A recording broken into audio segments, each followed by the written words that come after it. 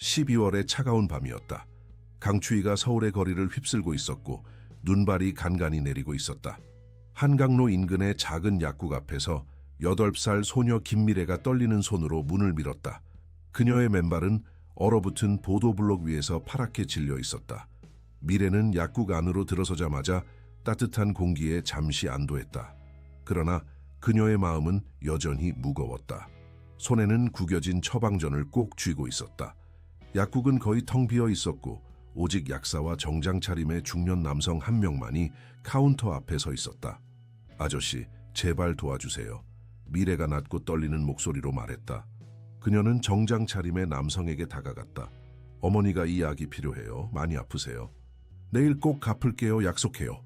정장 차림의 남성 45세의 박준호는 놀란 표정으로 소녀를 바라보았다. 그는 10년 동안 자신의 고급 아파트에 갇혀 살아왔다. 아내를 잃은 후 그는 세상과 단절했다. 오늘 밤 그를 질식시키는 듯한 고독에서 벗어나기 위해 거리를 걷기로 결심했던 것이다. 이 아이는 누구지? 준호가 약사에게 물었다. 약사는 어깨를 으쓱했다. 모르겠습니다. 처음 보는 아이예요. 준호는 다시 소녀를 바라보았다.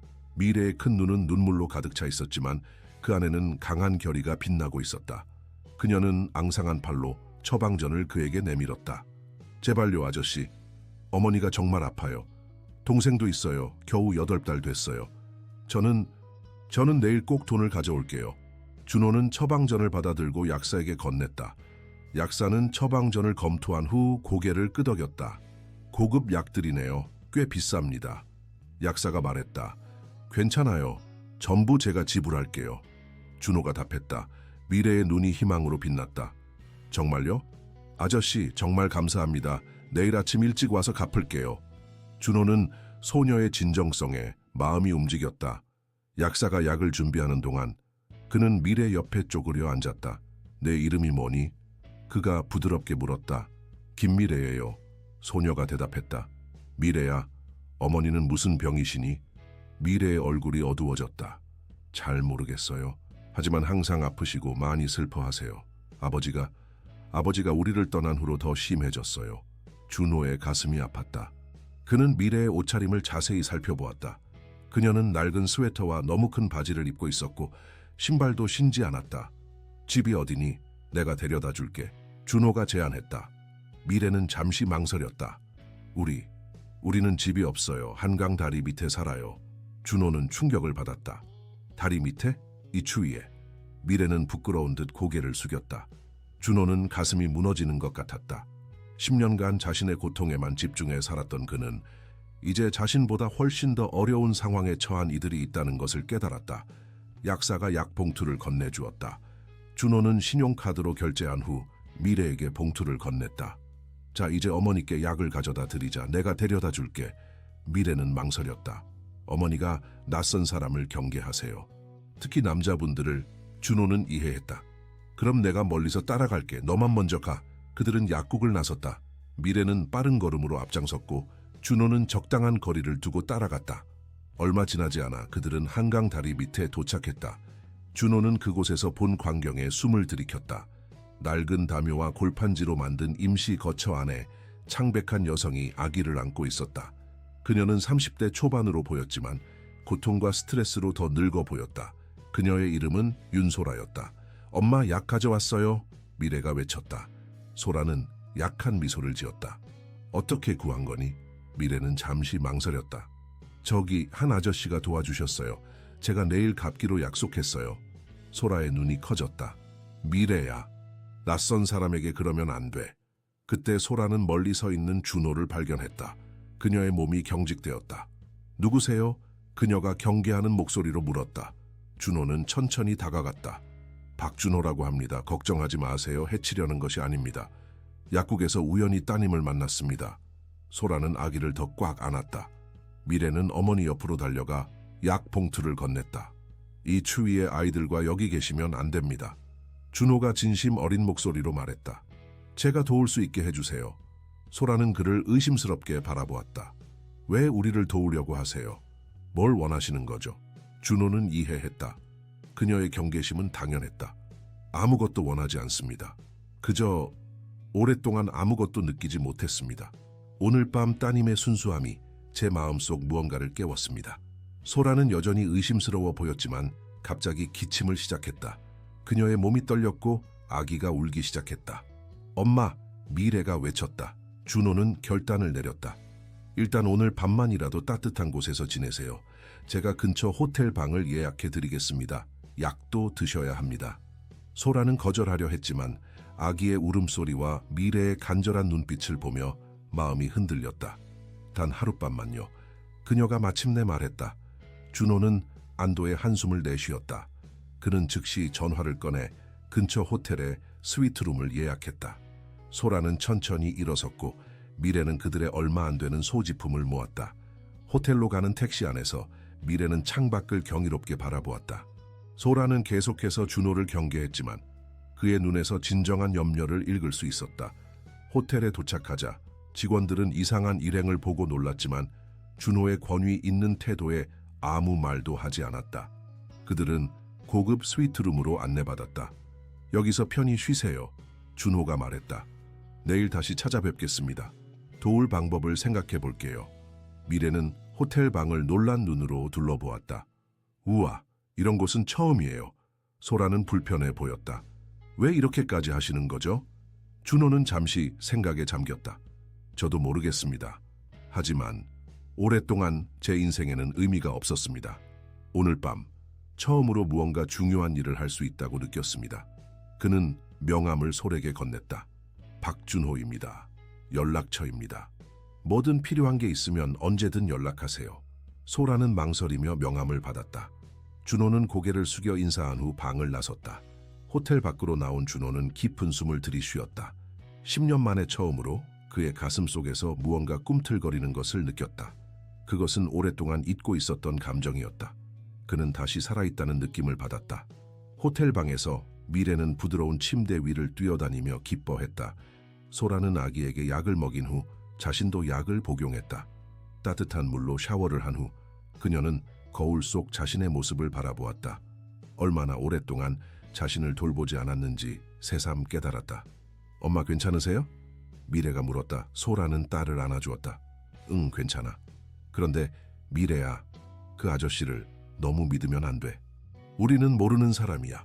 미래는 고개를 끄덕였지만 그녀의 눈에는 희망의 빛이 있었다. 하지만 엄마, 그 아저씨 눈이 슬퍼 보였어요. 외로워 보였어요. 우리처럼요. 소라는 딸의 통찰력에 놀랐다. 그녀는 아무 말도 하지 않고 미래의 머리를 쓰다듬었다. 그날 밤 준호는 오랜만에 평화롭게 잠들었다. 그의 꿈속에서 오랫동안 보지 못했던 아내 수진이 미소 짓고 있었다. 그녀는 그에게 이제 다시 살아갈 시간이라고 말하는 것 같았다. 다음 날 아침 준호는 일찍 일어나 변호사와 부동산 중개인에게 연락했다. 그는 그들에게 급한 일이 있다고 설명했다. 그런 다음 가장 신뢰하는 의사 친구에게 전화했다. 현우야, 도움이 필요해. 한 여성과 두 아이가 있는데 의료 지원이 필요해. 장현우 의사는 준호의 오랜 친구였다. 그는 준호가 아내를 잃은 후 얼마나 고립되었는지 잘 알고 있었다. 오랜만에 들려오는 준호의 활기찬 목소리에 그는 놀랐다. 물론이지, 준호야, 어떻게 도와주면 될까? 준호는 상황을 설명했고 현우는 즉시 도울 것을 약속했다. 호텔로 돌아온 준호는 방문을 두드렸다. 잠시 후 미래가 문을 열었다. 그녀는 이미 옷을 입고 준비가 되어 있었다. 안녕하세요, 아저씨. 그녀가 밝게 인사했다. 준호는 미소를 지었다. 안녕, 미래야. 어머니는 어떠시니? 약을 드시고 조금 나아지신 것 같아요. 하지만 아직 약해요. 준호가 방 안으로 들어서자 소라는 침대에 앉아 아기를 안고 있었다. 그녀는 여전히 창백했지만 어제보다는 나아 보였다. 안녕하세요, 윤소라 씨. 준호가 공손하게 인사했다. 오늘 기분이 어떠세요? 소라는 약하게 미소 지었다. 덕분에 좀 나아졌습니다. 하지만 우리가 여기 더 있을 수는 없어요. 비용이. 준호는 손을 들어 그녀의 말을 중단시켰다. 걱정하지 마세요. 제가 몇 가지 제안을 하고 싶습니다. 그는 소파에 앉아 가방에서 서류를 꺼냈다. 제가 강남에 비어있는 아파트가 있습니다. 작지만 깨끗하고 안전합니다. 당장 들어가실 수 있습니다. 소라의 눈이 커졌다. 무슨 말씀이세요? 우리가 어떻게... 임대료는 걱정하지 마세요. 제가 소유한 건물입니다. 준호가 설명했다. 그리고 제 친구가 의사인데 오늘 오후에 검진해 드리기로 했습니다. 미래는 기쁨에 찬 비명을 질렀다. 진짜요? 우리 집이 생기는 거예요? 소라는 혼란스러워 보였다. 이해가 안 돼요. 왜 낯선 사람들에게 이렇게까지 하시는 거죠? 준호는 깊은 한숨을 내쉬었다. 10년 전 제 아내를 잃었습니다. 그 후로 저는 살아있지만 살아있지 않은 것 같았습니다. 어제 미래를 만나기 전까지는요. 그는 잠시 말을 멈췄다. 저는 부자입니다, 소라 씨. 하지만 행복하지 않았습니다. 어쩌면 여러분을 도우면서 저 자신도 치유될 수 있을지 모르겠습니다. 소라는 여전히 의심스러워 보였지만 미래의 희망에 찬 얼굴과 아기의 필요를 생각하면 선택의 여지가 없었다. 알겠습니다. 하지만 언젠가는 모두 갚을 겁니다. 소라가 단호하게 말했다. 준호는 미소 지었다. 미래가 이미 약속했죠. 내일 갚을게요라고요. 미래는 갑자기 생각난 듯 자리에서 일어났다. 그녀는 침대 옆 테이블로 가서 종이 한 장을 가져왔다. 그것은 호텔 메모지에 그려진 그림이었다. 세 사람이 손을 잡고 있는 모습이었고 위에는 고마워요 아저씨라고 쓰여 있었다. 아저씨, 이거 드릴게요. 제가 그렸어요. 미래가 자랑스럽게 말했다. 준호는 그림을 받아들고 갑자기 목이 메었다. 정말 아름다운 그림이구나 미래야. 고마워. 그날 오후 그들은 강남의 아파트로 이사했다. 그것은 작지만 깨끗하고 따뜻한 2층 아파트였다. 미래는 자신의 방이 생겼다는 사실에 기뻐 날뛰었고 소라는 아기 민준을 위한 아기 침대를 보고 눈물을 흘렸다. 현우 의사가 도착해 소라를 검진했다. 검진 후 그는 준호에게 따로 이야기했다. 심각한 영양실조와 만성 스트레스야. 그리고 우울증 증상도 보여. 장기적인 치료가 필요해. 준호야. 준호는 고개를 끄덕였다. 필요한 건 뭐든지 해. 비용은 내가 책임질게. 그날 저녁 미래는 아파트의 발코니에 서서 서울의 불빛을 바라보았다. 준호가 그녀 옆에 와 섰다. 아저씨, 우리 정말 여기 살아도 돼요? 미래가 믿기지 않는다는 듯이 물었다. 그럼. 준호가 대답했다. 너희 가족이 안전하고 건강해질 때까지. 미래는 갑자기 준호를 껴안았다. 그녀의 작은 팔이 그의 허리를 감쌌다. 준호는 놀랐지만 곧 그녀를 부드럽게 안아주었다. 고마워요 아저씨. 어제 약국에서 아저씨를 만나서 정말 다행이에요. 준호의 눈에 눈물이 고였다. 나도 그래 미래야. 나도 너를 만나서 정말 다행이야. 발코니 문 뒤에서 소라는 이 장면을 지켜보았다. 그녀의 가슴 속에서 오랫동안 얼어붙어 있던 무언가가 녹아내리기 시작했다.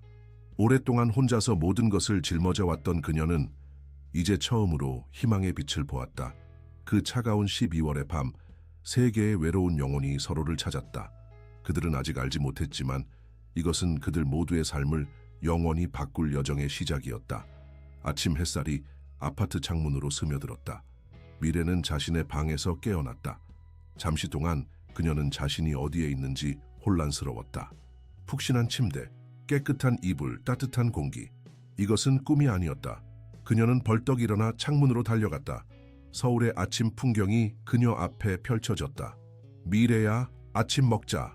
소라의 목소리가 부엌에서 들려왔다. 미래는 부엌으로 달려갔다. 소라는 간단한 아침 식사를 준비하고 있었다. 그녀의 얼굴에는 아직 피로의 흔적이 있었지만 눈빛은 어제보다 밝아 보였다. 엄마, 기분이 좋아 보여요. 미래가 말했다. 소라는 부드럽게 미소 지었다. 응, 오랜만에 제대로 잤거든.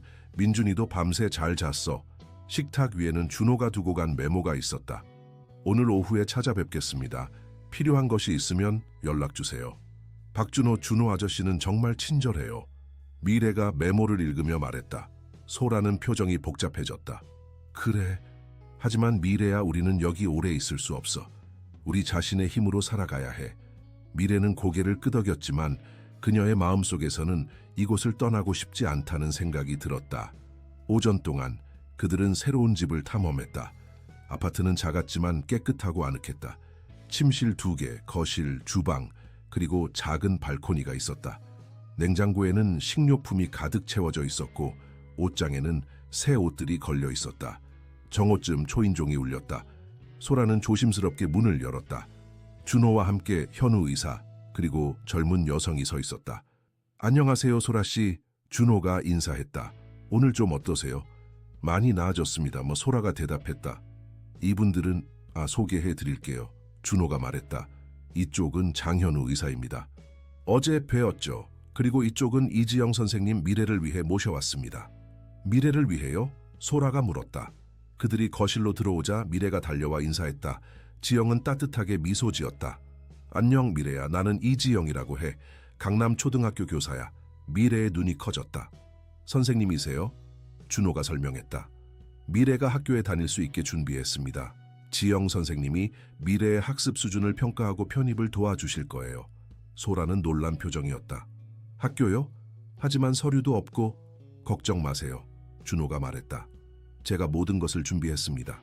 미래는 다음 주부터 학교에 다닐 수 있어요. 지영은 미래에게 다가가 앉았다. 미래야, 간단한 몇 가지 문제를 풀어볼까?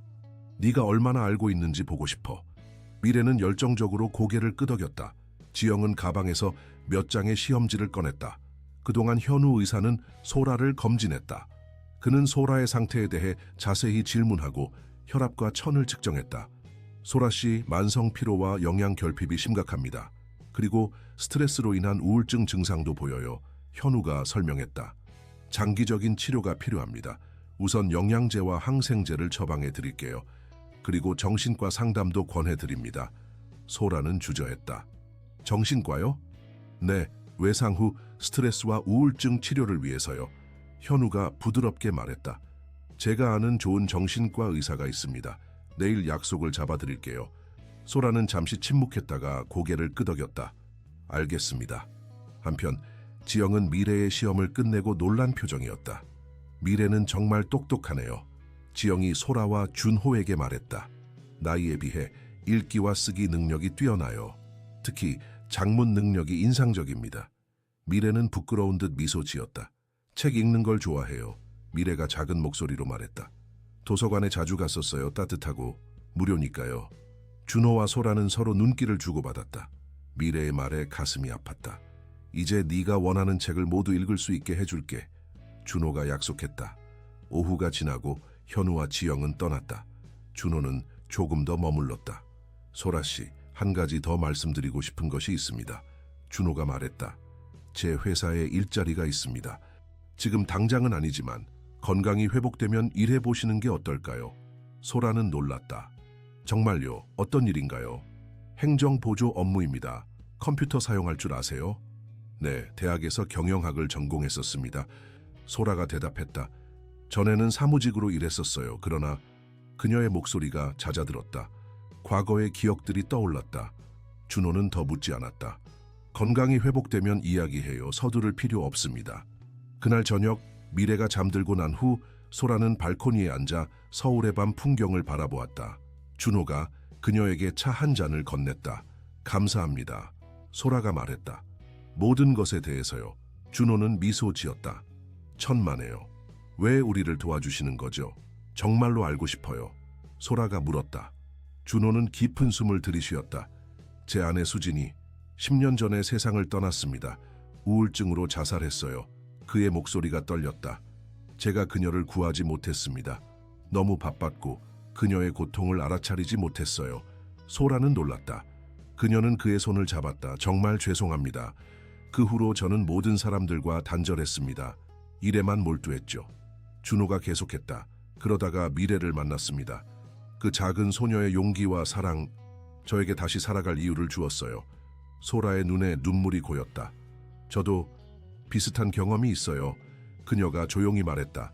민준이 아버지는 폭력적이었어요. 제가 두 번째 아이를 임신했다는 걸 알고는 우리를 버렸습니다. 그 전에도 학대가 있었지만 미래 때문에 참았어요. 준호는 분노를 느꼈지만 침착하게 들었다. 집을 잃게 된 건 6개월 전이에요. 월세를 내지 못했죠. 소라가 계속했다. 직장도 잃었고 모든 것이 한꺼번에 무너졌어요. 이제 그런 일은 없을 겁니다. 준호가 단호하게 말했다. 제가 약속합니다. 소라는 고개를 저었다. 저희를 도와주셔서 감사하지만 자선 사례가 되고 싶지는 않아요. 언젠가는 모든 것을 갚을 겁니다.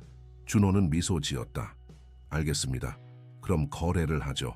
제가 여러분을 돕고 여러분은 다시 일어설 수 있을 때 모든 것을 갚는 거예요. 미래가 약속했잖아요. 내일 갚을게요라고. 소라는 웃음을 터뜨렸다. 오랜만에 나온 진심 어린 웃음이었다. 그래요, 거래 성립이네요. 다음 날 준호는 미래를 위해 책을 가득 가지고 왔다. 미래의 눈이 기쁨으로 빛났다. 이게 다 저를 위한 거예요? 그녀가 놀라서 물었다. 그래, 네가 읽고 싶은 만큼 읽을 수 있어. 준호가 대답했다. 미래는 책들 사이에서 노트북 하나를 발견했다. 이건 뭐예요? 컴퓨터야. 네가 글을 쓰고 공부할 수 있게 해줄 거야. 준호가 설명했다. 미래는 눈물을 참으며 준호를 껴안았다. 정말 고마워요, 아저씨. 소라는 이 광경을 지켜보며 감동했다. 그녀는 오랫동안 딸에게 이런 기회를 주지 못했다는 죄책감을 느꼈다. 주말 동안 그들은 새로운 생활에 적응했다. 소라는 현우 의사가 처방한 약을 복용하며 천천히 기력을 회복했다. 미래는 책을 읽고 글을 쓰며 시간을 보냈다. 민준이는 건강한 환경에서 잘 자라고 있었다. 월요일 아침, 준호가 일찍 도착했다. 그는 미래를 학교에 데려다 주기로 했다. 준비됐니? 준호가 물었다. 미래는 긴장한 표정이었다. 학교에 가본 지 오래됐어요. 친구들이 저를 이상하게 볼까봐 걱정돼요. 준호는 그녀의 어깨에 손을 얹었다. 걱정 마. 넌 아주 특별한 소녀야. 곧 많은 친구들을 사귀게 될 거야. 소라는 미래의 머리를 빗어주고 새 교복을 입혀주었다. 우리 딸 정말 예쁘네. 미래는 부끄러운 듯 미소 지었다. 엄마, 학교 끝나면 바로 올게요. 걱정 마. 난 민준이랑 집에서 쉴 거야. 소라가 말했다. 오늘 오후에 의사 선생님도 오시고 준호와 미래는 함께 학교로 향했다. 강남초등학교는 현대적인 건물이었고 많은 아이들이 등교하고 있었다. 미래는 준호의 손을 꽉 쥐었다. 괜찮아? 준호가 물었다. 미래는 깊은 숨을 들이쉬었다. 네, 괜찮아요. 그냥 조금 무서워요. 용기를 내. 넌 할 수 있어. 준호가 격려했다. 학교 사무실에서 지영 선생님이 그들을 맞이했다. 미래야, 잘 왔구나. 우리 반 친구들이 너를 만나길 기대하고 있어. 미래는 마지막으로 준호를 바라보았다. 방과 후에 데리러 오실 거죠? 물론이지. 준호가 약속했다. 여기서 기다리고 있을게. 미래는 지영 선생님을 따라 교실로 향했다. 준호는 그녀가 사라질 때까지 지켜보았다. 그의 마음은 복잡한 감정으로 가득 찼다. 오랫동안 그는 자신의 삶에 의미가 없다고 느꼈지만 이제 그는 새로운 목적을 찾은 것 같았다. 학교를 나와 준호는 회사로 향했다. 박준호는 대형 건설 회사 준호건설의 CEO였다. 10년 동안 그는 오직 일에만 몰두했다. 회사는 번창했지만 그의 마음은 공허했다. 사무실에 도착하자 비서 정효진이 놀란 표정으로 그를 맞이했다. 사장님, 오랜만입니다. 효진이 말했다. 준호는 미소 지었다. 네, 좀 바빴네요. 회의 일정을 확인해 주세요. 오늘 오후 2시에 이사회가 있습니다. 효진이 대답했다. 좋아요. 그리고 한 가지 부탁이 있습니다. 준호가 말했다. 3시 30분에 강남초등학교에 가야 합니다. 일정을 조정해 주세요. 효진은 놀랐지만 질문하지 않았다. 네, 사장님. 준호는 사무실로 들어가 창밖을 바라보았다. 서울의 스카이라인이 그의 앞에 펼쳐졌다. 갑자기 세상이 다르게 보였다. 10년 동안의 고독과 무감각 속에서 그는 이제 다시 살아있음을 느꼈다. 그는 책상 서랍을 열고 오래된 사진 한 장을 꺼냈다. 수진과 함께 찍은 마지막 사진이었다. 그녀의 미소 뒤에 숨겨진 고통을 이제야 볼 수 있었다. 수진아, 내가 너를 구하지 못해 미안해. 그가 속삭였다. 하지만 이제 다른 이들을 도울 수 있을 것 같아. 그게 네가 원했던 거지? 준호의 전화가 울렸다. 현우였다. 준호야, 소라 씨의 검사 결과가 나왔어. 현우가 말했다. 만성 빈혈과 영양실조야. 그리고 우울증도 심각해. 장기적인 치료가 필요해. 준호는 심각한 표정이 되었다. 필요한 건 다 해. 비용은 문제없어. 그리고 다른 이야기도 있어. 현우가 계속했다. 소라 씨가 나에게 이야기했어. 그녀의 전 남편에 대해서 심각한 가정 폭력이 있었어. 준호야. 준호의 손이 주먹을 쥐었다. 그 자식, 진정해 준호야. 현우가 말했다. 지금 중요한 건 소라 씨와 아이들의 안전이야. 그녀는 여전히 두려움에 시달리고 있어. 전 남편이 그들을 찾을까봐 걱정하고 있지. 걱정 마. 내가 그들을 보호할게. 준호가 단호하게 말했다. 통화를 마친 후 준호는 법률 고문에게 연락했다. 그는 소라와 아이들의 법적 보호에 대해 상담했다. 오후 3시 30분, 준호는 약속대로 학교 앞에 도착했다. 미래가 활짝 웃으며 달려나왔다. 아저씨, 학교 정말 재미있어요. 그녀가 외쳤다. 준호는 미소 지었다. 정말? 친구는 사귀었니? 네, 서연이랑 지훈이요. 둘 다 정말 친절해요. 미래가 기쁘게 대답했다. 그리고 선생님이 제 글솜씨를 칭찬하셨어요. 역시 우리 미래는 특별하구나. 준호가 자랑스럽게 말했다. 그들이 집으로 돌아오자 소라는 훨씬 나아 보였다. 그녀는 미래를 반갑게 맞이했다. 우리 딸 학교는 어땠어? 소라가 물었다. 미래는 신나게 학교에서 있었던 일들을 이야기했다. 소라는 딸의 행복한 모습을 보며 눈물을 참았다. 오늘 정신과 의사 선생님도 만났어. 소라가 준호에게 말했다. 김태희 박사님, 정말 친절하신 분이더라고요. 어떠셨어요? 준호가 물었다. 처음에는 어색했지만 많은 이야기를 했어요. 오랜만에 마음이 가벼워진 것 같아요. 소라가 대답했다. 저녁 식사 후 미래는 숙제를 하러 자기 방으로 갔다. 소라는 민준이를 재우고 거실로 돌아왔다. 준호 씨, 소라가 조심스럽게 말을 꺼냈다. 이제 저희가 어느 정도 안정되면 일을 시작하고 싶어요. 아이들을 위해서라도 자립해야 해요. 준호는 고개를 끄덕였다. 물론이죠. 소라 씨가 준비되면 언제든지 회사에서 일할 수 있어요. 하지만 서두르지 마세요. 건강이 우선입니다. 소라는 감사하게 미소 지었다. 그녀의 눈에는 오랜만에 희망의 빛이 보였다. 미래가 정말 행복해 보여요. 소라가 말했다. 오랜만에 본 모습이에요. 미래는 특별한 아이예요. 준호가 말했다. 그녀의 재능을 키워주고 싶어요. 소라는 준호를 바라보았다. 왜 이렇게까지 해주시는 거예요? 정말로 알고 싶어요. 준호는 잠시 생각에 잠겼다. 어쩌면 제 자신을 구하는 일인지도 모르겠습니다. 그가 솔직하게 대답했다. 미래를 만나기 전까지 저는 살아있지만 죽은 것 같았어요. 이제 다시 살아있다고 느껴요. 소라의 눈에 눈물이 고였다. 그녀는 오랫동안 세상을 불신해왔지만 이제 다시 믿을 수 있을 것 같았다. 감사합니다. 그녀가 진심을 담아 말했다. 모든 것에 대해서요. 창밖으로 서울의 밤이 깊어가고 있었다. 그러나 이 작은 아파트 안에서는 새로운 희망의 빛이 밝게 빛나고 있었다. 세 개의 외로운 영혼이 서로에게서 위로와 의미를 찾은 것이다. 그들은 아직 알지 못했지만 이것은 그들 모두의 삶을 영원히 바꿀 여정의 시작에 불과했다. 석 달이 흘렀다. 봄의 첫 꽃들이 서울의 거리에 피어나기 시작했다. 미래는 학교에서 돌아와 아파트 현관문을 열었다. 엄마, 저 왔어요. 그녀가 외쳤다. 소라가 부엌에서 나왔다. 그녀의 모습은 3개월 전과는 완전히 달라져 있었다. 얼굴에 건강한 혈색이 돌았고 머리는 깔끔하게 정돈되어 있었다. 그녀의 눈에는 생기가 돌아와 있었다. 우리 딸, 학교는 어땠어? 소라가 미소 지으며 물었다. 정말 좋았어요. 미래가 가방에서 종이 한 장을 꺼냈다. 선생님이 제 장문에 최우수상을 주셨어요. 소라는 자랑스럽게 종이를 받아들었다. 우리 가족이라는 제목의 에세이였다. 맨 위에는 빨간 펜으로 A+와 훌륭한 작품이라는 코멘트가 적혀 있었다. 미래야, 정말 자랑스러워. 소라가 딸을 안아주었다. 준호 아저씨도 보면 기뻐하실 거야. 준호 아저씨, 오늘 오세요? 미래가 기대에 찬 목소리로 물었다. 응, 저녁에 오신대. 오늘은 특별한 날이거든. 소라가 대답했다. 무슨 날이에요? 우리가 이 집에 온 지 정확히 3개월이 됐어. 소라가 설명했다. 그래서 작은 축하 파티를 하려고 해. 미래는 기쁨에 찬 비명을 질렀다. 파티요? 와, 제가 도울게요. 거실에서는 민준이가 놀이매트 위에서 기어다니고 있었다. 이제 11개월이 된 민준이는 건강하게 자라고 있었다. 그는 기어다니는 것에 익숙해졌고 가구를 붙잡고 일어서려는 시도를 하고 있었다. 민준아, 우리 오늘 파티할 거야. 미래가 동생에게 말했다. 민준이는 웃으며 손뼉을 쳤다. 소라는 부엌으로 돌아가 저녁 식사 준비를 계속했다. 요리 실력이 많이 향상되었다. 정신과 의사인 김태희 박사는 소에게 요리와 같은 창의적인 활동이 치료에 도움이 될 수 있다고 조언했다. 미래는 숙제를 끝내고 파티 준비를 도왔다. 그녀는 색종이로 축하합니다라는 글자를 만들어 벽에 붙였다. 오후 6시 초인종이 울렸다. 미래가 달려가 문을 열었다.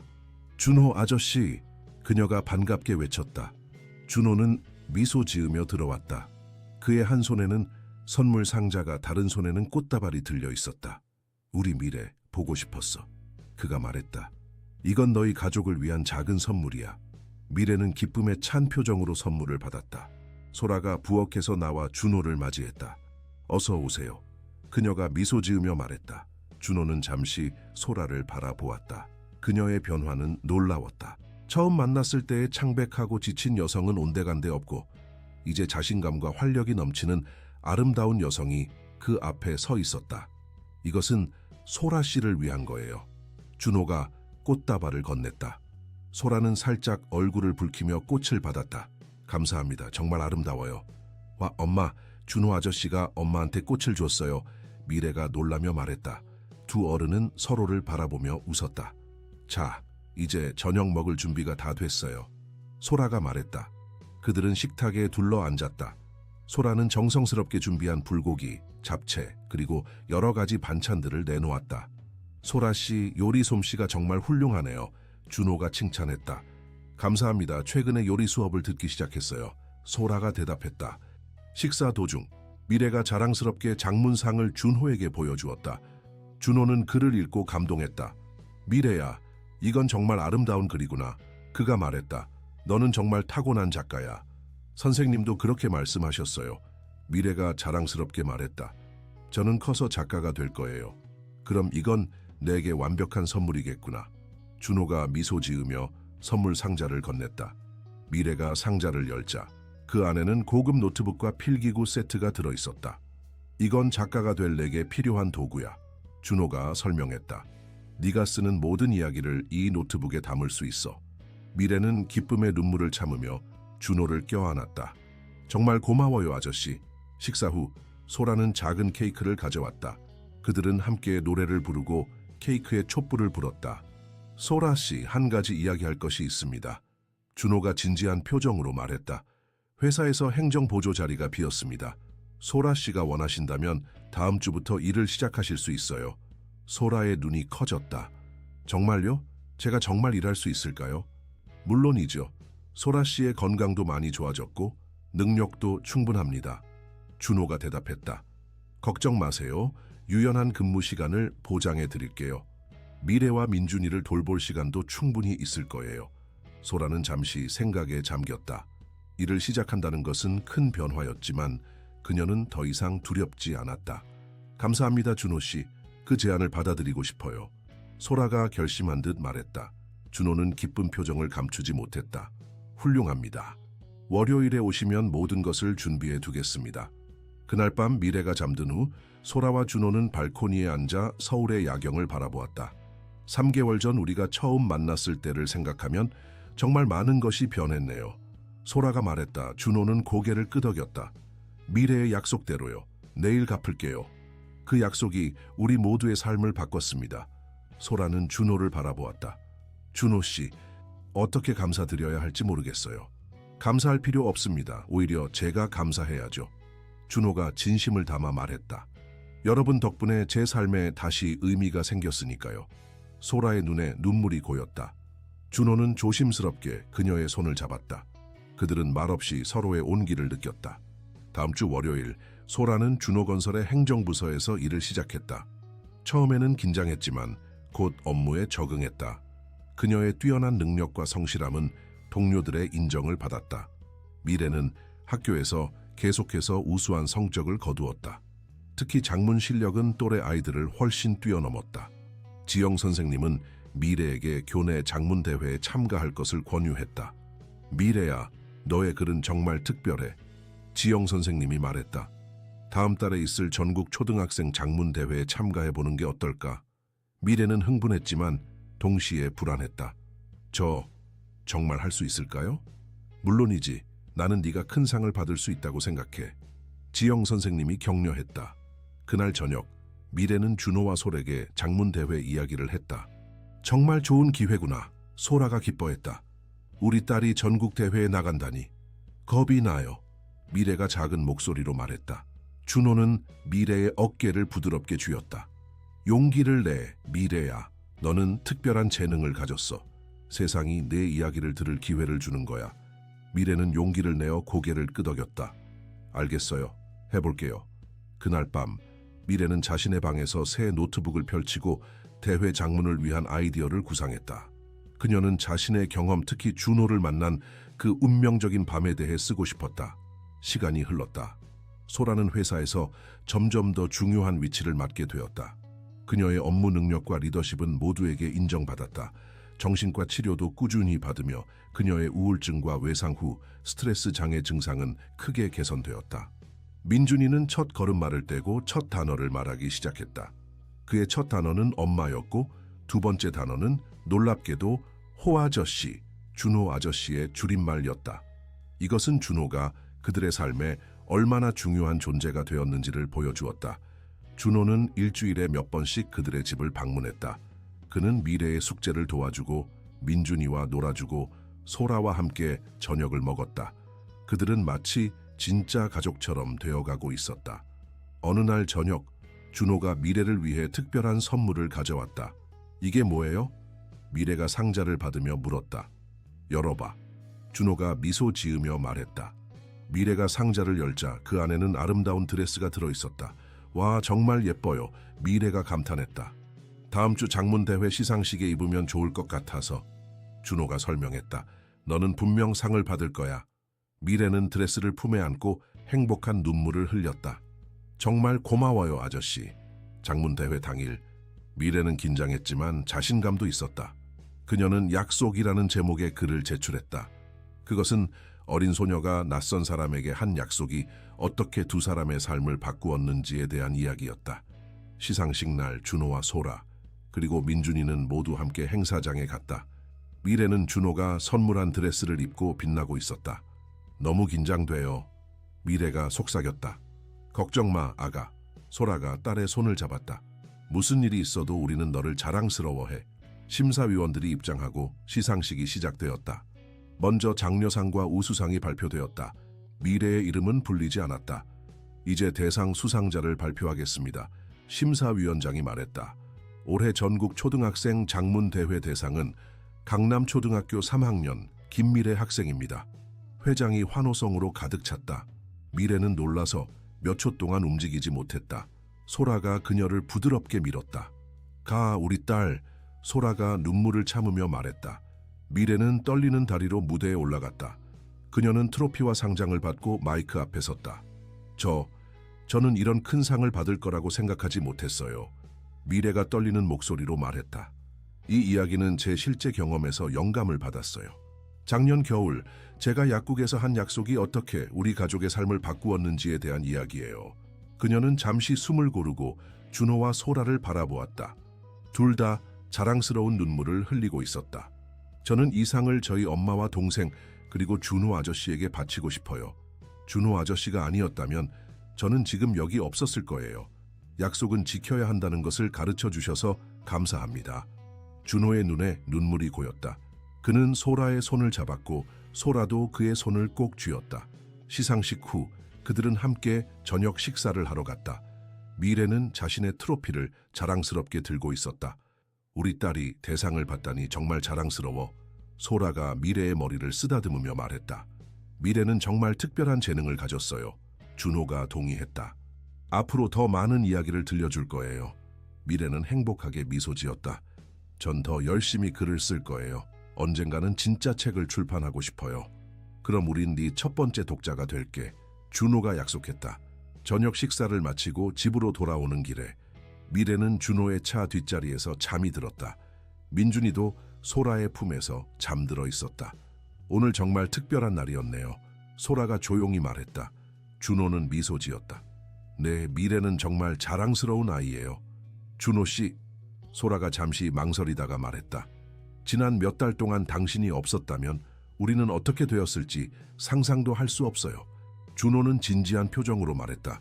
소라 씨, 사실은 당신들이 제 삶을 구했어요. 10년 동안 저는 그저 존재할 뿐이었습니다. 살아있다고 할 수 없었죠. 미래와 당신, 그리고 민준이를 만나고 나서야 제가 다시 살아있음을 느꼈어요.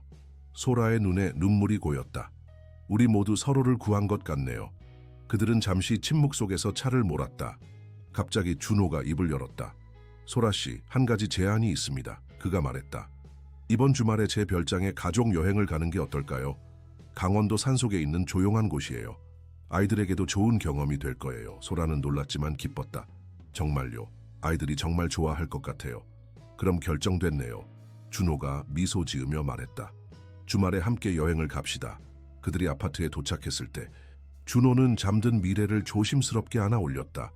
소라는 민준이를 안고 그를 따랐다. 미래를 침대에 눕히고 이불을 덮어주는 준호의 모습을 보며 소라는 가슴이 따뜻해지는 것을 느꼈다. 좋은 꿈 꿔, 우리 작은 작가. 준호가 미래의 이마에 키스하며 속삭였다. 소라는 민준이를 재우고 거실로 나왔다. 준호는 떠날 준비를 하고 있었다. 오늘 정말 감사했습니다. 소라가 말했다. 준호는 그녀를 바라보았다. 달빛이 창문으로 들어와 그녀의 얼굴을 비추고 있었다. 그는 갑자기 강한 감정에 사로잡혔다. 소라 씨, 그가 조용히 말했다. 당신이 제 인생에 들어와서 정말 다행입니다. 소라는 부드럽게 미소 지었다. 저도 마찬가지예요, 준호 씨. 그들의 눈이 마주쳤고 잠시 동안 시간이 멈춘 것 같았다. 준호는 조심스럽게 한 걸음 다가섰다. 소라는 움직이지 않았다.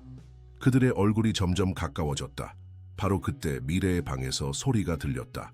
엄마? 소라는 놀라서 뒤로 물러섰다. 그녀의 얼굴이 붉어졌다. 미래가 깬 것 같네요. 준호도 당황한 듯 고개를 끄덕였다. 그럼 저는 이만 가볼게요. 내일 뵐게요. 네, 내일 뵐게요. 소라가 속삭였다. 준호가 떠난 후 소라는 미래의 방으로 갔다. 미래는 반쯤 잠에서 깨어 있었다. 엄마, 내가 정말 대상 받은 거 맞아요? 그녀가 졸린 목소리로 물었다. 소라는 미소 지으며 딸의 머리를 쓰다듬었다. 그럼 우리 딸, 넌 정말 대상을 받았어. 엄마는 네가 정말 자랑스러워. 미래는 만족스럽게 미소 지으며 다시 잠들었다. 소라는 딸의 침대 옆에 앉아 그녀를 바라보았다. 얼마나 많은 것이 변했는지, 그리고 얼마나 더 많은 것이 변할지 생각하며 그녀의 마음속에는 두려움과 희망이 공존했다. 준호에 대한 감정은 점점 깊어지고 있었지만 과거의 상처가 그녀를 주저하게 했다. 그러나 오늘 밤 처음으로 그녀는 미래에 대한 진정한 희망을 느꼈다. 창밖으로 서울의 밤하늘에 별들이 반짝이고 있었다. 새로운 계절, 새로운 시작의 약속처럼 강원도의 숲속 별장에서 보낸 주말은 모두에게 마법 같은 시간이었다. 도심의 소음에서 벗어나 자연 속에서 평화를 찾은 그들은 진정한 가족처럼 지냈다. 미래는 숲속을 뛰어다니며 자연의 아름다움에 감탄했고 민준이는 푹신한 잔디 위에서 첫 걸음마를 완벽하게 익혔다. 소라와 준호는 오랜 시간 이야기를 나누며 서로에 대해 더 깊이 알아갔다. 그 여행 이후 준호는 더 자주 그들의 집을 방문했고 주말마다 함께 시간을 보냈다. 소라도 준호에 대한 감정을 부정할 수 없었다. 그녀의 마음속 벽은 서서히 무너지고 있었다. 그러나 행복은 오래가지 않았다. 6월의 어느 평화로운 토요일 오후, 그들의 삶은 예상치 못한 방향으로 흘러갔다. 미래와 민준이는 준호와 함께 근처 공원에 갔고 소라는 집에서 약간의 일을 마무리하고 있었다. 초인종 소리에 그녀는 문을 열었다. 문 앞에 서 있는 남자를 보는 순간 소라의 얼굴에서 핏기가 사라졌다. 그것은 민준이의 아버지 강태준이었다. 오랜만이네, 소라야. 태준이 비웃듯 말했다. 그는 말끔한 옷차림이었지만 눈빛은 예전과 다름없이 차갑고 계산적이었다. 소라는 공포에 사로잡혔다. 그녀의 손이 떨리기 시작했다. 여기서 뭐 하는 거야? 내 아들을 보러 왔지. 태준이 대답했다. 어디 있지, 민준이? 네가 무슨 권리로? 소라가 말을 꺼냈다. 나는 그 아이의 아버지야. 태준이 단호하게 말했다. 법적 권리가 있어. 넌 우리를 버렸어. 소라의 목소리가 높아졌다. 임신 사실을 알자마자 사라졌잖아. 태준은 어깨를 으쓱했다. 생각이 바뀌었어. 내 아들을 만나고 싶어. 소라는 문을 닫으려 했지만 태준이 발을 문틈에 끼웠다. 이러지 마, 소라야. 난 그저 대화하러 온 거야. 할 말 없어. 당장 나가. 소라가 외쳤다. 태준은 갑자기 얼굴 표정이 변했다. 내가 쉽게 물러날 것 같아. 내 아들에 대한 권리를 포기할 거라고 생각해? 소라는 두려웠지만 더 이상 예전의 무력한 자신이 아니었다. 아이가 무슨 짓을 해도 소용없어. 이제 우리에겐 든든한 지원자가 있어. 아, 그 부자 아저씨 말이지. 태준이 비웃었다. 소문 들었어. 가난한 싱글맘과 그녀의 아이들을 돕는 영웅이라고. 소라는 충격을 받았다. 우릴 감시했어? 세상은 좁아, 소라야. 태준이 음흉하게 웃었다. 특히 돈이 있으면 정보를 얻기 쉽지. 바로 그때 엘리베이터 문이 열리고 준호와 아이들이 돌아왔다. 미래는 즉시 태준을 보고 얼어붙었다. 그녀는 민준이를 꽉 안았다. 누구세요? 준호가 경계하는 목소리로 물었다. 태준은 준호를 위아래로 훑어보았다. 당신이 그 유명한 박준호군요. 반갑습니다. 저는 강태준입니다. 민준이의 아버지죠. 준호의 표정이 굳어졌다. 그는 미래에게 다가가 조용히 말했다. 미래야 민준이를 데리고 집 안으로 들어가렴. 미래는 공포에 질린 눈으로 고개를 끄덕이고 동생을 안고 재빨리 집으로 들어갔다. 무슨 일로 오셨습니까? 준호가 차분하게 물었다. 내 아들을 보러 왔습니다. 태준이 대답했다. 아버지로서 당연한 권리죠. 아버지라. 준호가 조용히 말했다. 아이를 버린 사람이 무슨 아버지입니까? 태준의 얼굴이 붉어졌다. 그건 당신이 상관할 문제가 아닙니다. 이건 가족 문제예요. 소라 씨와 아이들은 저에게 중요한 사람들입니다. 준호가 단호하게 말했다. 그들의 안전과 행복은 제 관심사입니다. 태준은 비웃었다. 당신이 얼마나 투자했는지 알아요. 가난한 여자와 그녀의 아이들에게 자선을 베풀면서 느끼는 그 도덕적 우월감이 좋으신가 보죠? 준호의 눈이 위험하게 빛났지만 그는 침착함을 유지했다. 더 이상 소라 씨를 괴롭히지 마십시오. 지금 떠나주시기 바랍니다. 그렇게 쉽게 물러날 것 같아요? 태준이 위협적으로 말했다. 내게는 법적 권리가 있어요. 내 아들을 볼 권리가요. 그럼 법정에서 만납시다. 준호가 차갑게 대답했다. 하지만 지금은 당장 떠나주십시오. 아니면 경찰을 부르겠습니다. 태준은 잠시 준호를 노려보았다. 그런 다음 한 발짝 물러섰다. 좋아요. 하지만 이게 끝이 아닙니다. 다시 올 거예요. 그는 솔에게 마지막으로 경고하듯 눈길을 보내고 떠났다. 태준이 사라지자마자 소라는 떨리는 다리로 소파에 주저앉았다. 그녀의 얼굴은 창백했고 손은 떨리고 있었다. 소라 씨 괜찮으세요? 준호가 걱정스럽게 물었다. 소라는 고개를 저었다. 아니요. 태준이 돌아올 줄 몰랐어요. 왜 지금? 준호는 그녀 옆에 앉았다. 진정하세요. 제가 있잖아요. 그가 당신과 아이들을 해치도록 두지 않을 겁니다. 미래가 조심스럽게 방에서 나왔다. 그 사람 가버렸어요? 응, 갔어. 소라가 약한 목소리로 대답했다. 민준이는 잠들었어요. 미래가 말했다. 그녀는 엄마에게 달려가 꼭 안았다. 엄마, 무서워요. 소라는 딸을 안아주었다. 괜찮아, 아가. 아무도 우리를 해치지 못할 거야. 준호는 심각한 표정으로 생각에 잠겼다. 소라 씨, 태준 씨에 대해 더 자세히 알려주실 수 있을까요? 어떤 사람인지, 왜 갑자기 나타났는지. 소라는 깊은 숨을 들이쉬었다. 태준은 대학 때 만났어요. 처음에는 매력적이고 다정했죠. 하지만 결혼 후에 그의 진짜 모습이 드러났어요. 통제적이고 폭력적이었죠. 그녀는 잠시 말을 멈추고 감정을 가다듬었다. 미래가 태어났을 때 그는 잠시 변한 것 같았어요. 하지만 곧 다시 옛날로 돌아갔죠. 제가 민준이를 임신했다고 했을 때 그는 격분했어요. 이미 애 하나 있는데 뭐하러 또 낳냐고 소리쳤죠. 그리고는 짐을 싸서 떠났어요. 준호의 얼굴에 분노가 스쳤다. 그런 일이 있었군요. 그가 돌아올 줄 몰랐어요. 소라가 계속했다. 아이에게 전혀 관심이 없었는데 왜 지금 와서? 돈 때문일 가능성이 높아요. 준호가 조용히 말했다. 당신이 안정된 직장을 갖게 되고 제가 당신을 돕고 있다는 것을 알게 되었으니까요. 소라의 눈에 눈물이 고였다. 어떡하죠? 그가 민준이를 데려가려고 하면 그럴 일은 없을 겁니다. 준호가 단호하게 말했다. 제 변호사에게 연락할게요. 우리는 법적으로 대비할 겁니다. 미래는 조용히 듣고 있다가 물었다. 아빠가 저희를 다시 해치려고 하는 거예요? 소라는 딸을 더 꽉 안았다. 아니, 그렇게 두지 않을 거야. 이제 우리는 혼자가 아니잖아. 준호는 즉시 행동에 나섰다. 그는 자신의 가장 신뢰하는 변호사인 김정현에게 연락했다. 정현은 가족법 전문가로 즉시 상황의 심각성을 이해했다. 걱정 마세요, 준호 씨. 정현이 전화로 말했다. 이런 경우 아이를 버린 아버지가 갑자기 양육권을 주장하는 것은 흔한 일입니다. 하지만 법원은 아동의 복지를 최우선으로 고려합니다. 소라 씨가 안정적인 직장과 가정을 제공하고 있다면 법원은 그녀의 편을 들 가능성이 높습니다. 하지만 태준이 생물학적 아버지라는 사실은 변하지 않잖아요. 준호가 걱정스럽게 말했다. 그렇습니다.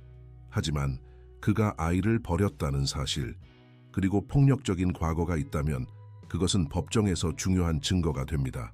정현이 설명했다. 소라 씨와 직접 상담하고 싶습니다. 모든 증거와 증언을 준비해야 합니다. 그날 저녁 정현이 소라의 집을 방문했다.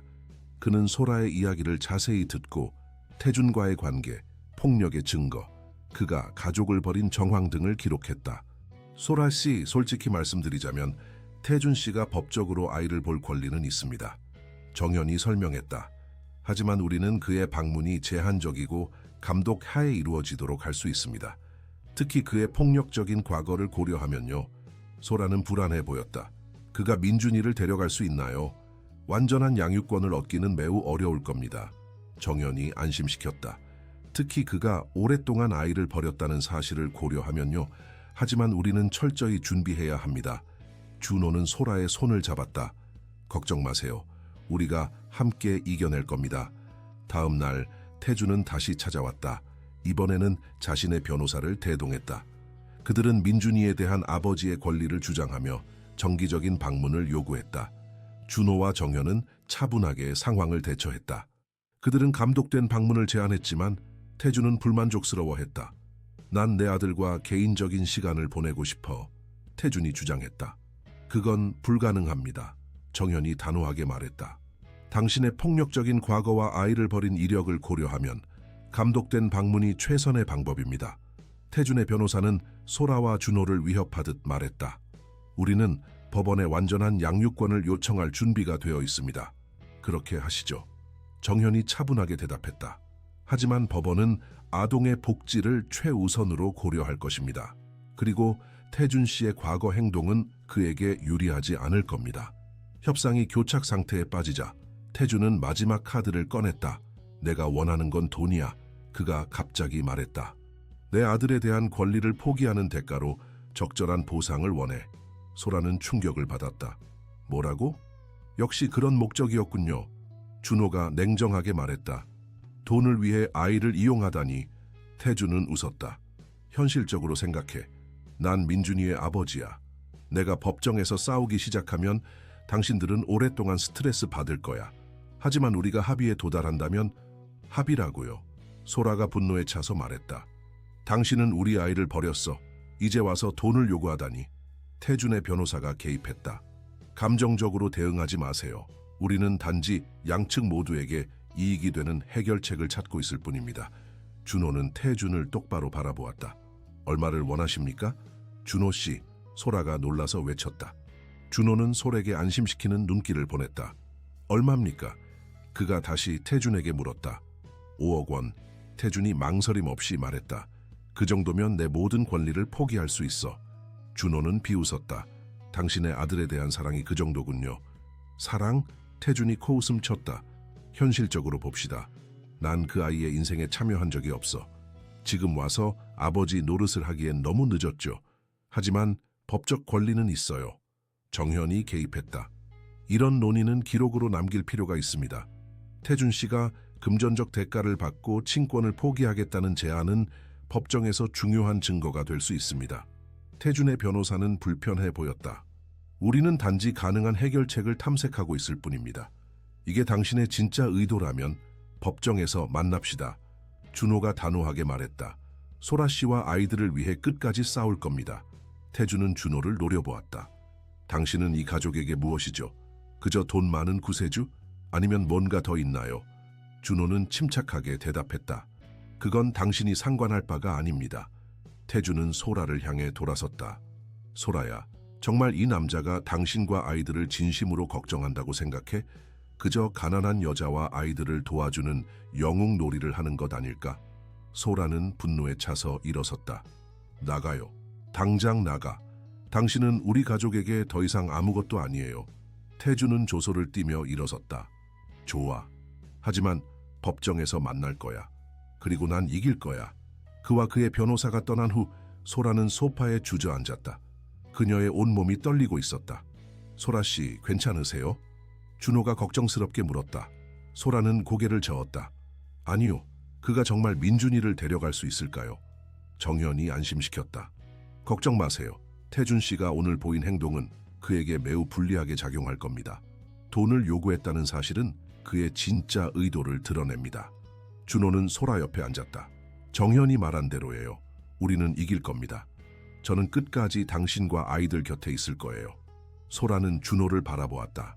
그녀의 눈에는 감사와 두려움, 그리고 무언가 더 깊은 감정이 섞여 있었다. 왜 이렇게까지 해주시는 거죠? 준호는 소라의 손을 잡았다. 당신도 알잖아요. 소라 씨와 아이들은 이제 제 삶의 일부가 되었어요. 여러분을 지키는 것은 제 자신을 지키는 것과 같습니다. 그날 밤 아이들이 잠든 후 소라와 준호는 발코니에 앉아 별을 바라보았다. 소라는 오랫동안 침묵을 지키다가 마침내 입을 열었다. 준호 씨, 태준이 맞아요. 당신은 우리 가족에게 무엇인가요? 준호는 깊은 숨을 들이쉬었다. 처음에는 저도 몰랐어요. 미래를 도우려는 순수한 충동이었죠. 하지만 이제는 그는 소라를 바라보았다. 이제 당신들은 제 삶의 의미가 되었어요. 당신과 아이들이 있어 제가 다시 살아있음을 느낍니다. 소라의 눈에 눈물이 고였다. 저도 마찬가지예요. 당신이 없었다면 우리는 여전히 다리 밑에 있었을 거예요. 아니면 더 나쁜 상황에 처했을지도 모르죠. 준호는 조심스럽게 소라의 얼굴을 손으로 감쌌다. 소라 씨, 제가 당신을 보호하겠습니다. 우리는 함께 이 어려움을 이겨낼 거예요. 소라는 준호의 손을 잡았다. 그들의 눈이 마주쳤고 서서히 그들의 얼굴이 가까워졌다. 이번에는 아무런 방해도 없었다. 그들의 입술이 부드럽게 만났고 그 키스는 모든 두려움과 불안을 잠시 잊게 해주었다. 다음 날 아침, 준호는 솔에게 새로운 제안을 했다. 소라 씨, 당분간 제 별장으로 가는 게 어떨까요? 태준이 당신들을 괴롭히지 못할 거예요. 소라는 걱정스러운 표정이었다. 도망치는 것처럼 보일까봐 걱정돼요. 법정에서 불리하게 작용할 수도 있고 그건 도망치는 게 아니라 안전을 위한 조치예요. 정현이 설명했다. 태준 씨가 갑자기 나타나 아이들을 괴롭히는 것보다 낫습니다. 우리는 법적 절차를 진행하면서 당신과 아이들의 안전을 확보할 필요가 있습니다. 미래는 조용히 듣고 있다가 말했다. 엄마, 저는 별장에 가고 싶어요. 그 사람이 다시 오면 무서워요. 소라는 딸을 바라보았다. 미래의 눈에는 두려움이 가득했다. 그녀는 결심했다. 알겠어요. 별장으로 가겠습니다. 그날 오후, 그들은 필요한 물건을 챙겨 강원도의 별장으로 향했다. 준호의 별장은 울창한 숲속에 위치한 아름다운 통나무 집이었다. 외부와 단절되어 있지만 모든 현대적 편의시설을 갖추고 있었다. 여기서는 안전할 거예요. 준호가 말했다. 제가 신뢰할 수 있는 경비원을 고용했습니다. 24시간 주변을 감시할 거예요. 소라는 안도의 한숨을 내쉬었다. 정말 감사합니다, 준호 씨. 미래는 주변을 탐험하기 시작했고 민준이는 넓은 거실 바닥에서 기뻐하며 기어다녔다. 그날 저녁, 아이들이 잠든 후 소라와 준호는 벽난로 앞에 앉았다. 불꽃이 춤추는 모습을 바라보며 그들은 미래에 대해 이야기했다. 법적 절차가 얼마나 오래 걸릴까요? 소라가 물었다. 몇 달은 걸릴 수 있어요. 준호가 솔직하게 대답했다. 하지만 정현이 최선을 다할 겁니다. 그리고 우리에게 유리한 증거가 많아요. 소라는 불안해 보였다. 태준은 집요해요. 그가 쉽게 포기할 것 같지 않아요. 준호는 소라의 손을 잡았다. 걱정 마세요. 제가 끝까지 함께 할게요. 소라는 준호를 바라보았다. 준호 씨, 어제 밤일에 대해 후회하세요? 준호가 조용히 물었다. 소라는 고개를 저었다. 아니요, 그냥 모든 게 너무 빨리 진행되는 것 같아요. 저는 여전히 많은 상처를 안고 있고 준호는 이해한다는 듯 고개를 끄덕였다. 서두를 필요 없어요. 우리는 충분한 시간이 있습니다. 하지만 지금 우리에게 가장 중요한 것은 아이들의 안전이에요. 소라가 말했다. 개인적인 감정은 잠시 미뤄둬야 할 것 같아요. 동의합니다. 준호가 말했다. 지금은 태준으로부터 아이들을 보호하는 데 집중해야 해요. 다음 날 아침 정현으로부터 전화가 왔다. 태준 씨가 법원에 양육권 신청서를 제출했습니다. 첫 심리는 다음 주입니다. 소라는 긴장했지만 준호의 지지 덕분에 용기를 얻었다. 어떻게 준비해야 할까요? 우선 태준의 폭력적인 과거에 대한 모든 증거를 수집해야 합니다. 정현이 설명했다. 의료 기록, 경찰 신고 기록, 목격자 증언 등이요. 그리고 소라 씨가 얼마나 좋은 어머니인지 보여주는 증거도 필요합니다. 준호는 단호하게 말했다. 모든 자원을 동원하겠습니다. 우리는 이길 겁니다. 태준과의 법적 싸움이 시작되었다. 소라와 아이들은 별장에서 안전하게 지내며 준호는 서울과 별장을 오가며 사업과 법적 문제를 처리했다. 미래는 잠시 학교를 쉬었지만 준호가 고용한 가정교사 덕분에 학업을 계속할 수 있었다. 비록 상황은 어려웠지만 그들은 함께 있음으로써 강해졌다. 준호와 소라의 관계는 더욱 깊어졌고 아이들도 준호를 가족으로 받아들였다. 미래는 이 어려운 시간 동안 자신의 감정을 글로 표현하며 위안을 찾았고 민준이는 준호의 품에서 더 많은 시간을 보내기 시작했다. 그러나 태준은 쉽게 물러서지 않았다. 그는 계속해서 법적 압박을 가했고 소라의 과거를 파헤치려 했다. 하지만 그가 몰랐던 것은 소라가 더 이상 혼자가 아니라는 사실이었다. 이제 그녀에게는 그녀와 아이들을 위해 싸울 준비가 된 준호가 있었다. 법정 날이 다가왔다. 서울 가정법원의 차가운 복도에서 소라는 불안하게 손을 비틀었다. 준호가 그녀 옆에 앉아 있었고 정현 변호사는 마지막 서류들을 검토하고 있었다. 아이들은 준호의 신뢰할 수 있는 가정부 박여사와 함께 별장에 남아 있었다. 긴장하지 마세요. 준호가 소라의 손을 잡으며 속삭였다. 우리는 충분한 증거를 가지고 있어요. 소라는 고개를 끄덕였지만 그녀의 눈에는 여전히 두려움이 있었다. 태준이 무슨 말을 할지 걱정돼요. 그는 거짓말을 잘해요. 판사님은 진실과 거짓을 구별할 수 있는 분입니다. 정현이 안심시켰다. 그리고 우리는 태준 씨의 주장을 반박할 증거들을 모두 준비했습니다. 복도 끝에서 태준과 그의 변호사가 나타났다. 태준은 평소와 달리 깔끔한 정장 차림이었고 그의 얼굴에는 자신감이 넘쳐 보였다. 그는 소라를 향해 차가운 미소를 지었다. 준비됐어, 소라야. 그가 비꼬듯 말했다. 정현이 앞으로 나섰다. 재판이 시작되기 전까지는 의뢰인과 대화하지 마십시오. 태준은 어깨를 으쓱하고 그의 변호사와 함께 법정 반대편으로 자리를 잡았다. 그를 무시하세요. 준호가 솔에게 말했다. 그는 당신을 동요시키려는 것뿐이에요. 곧 법정 안내인이 그들의 이름을 불렀고 모두 법정 안으로 들어갔다. 정숙한 법정 안에서 김수영 판사는 엄숙한 표정으로 자리에 앉았다.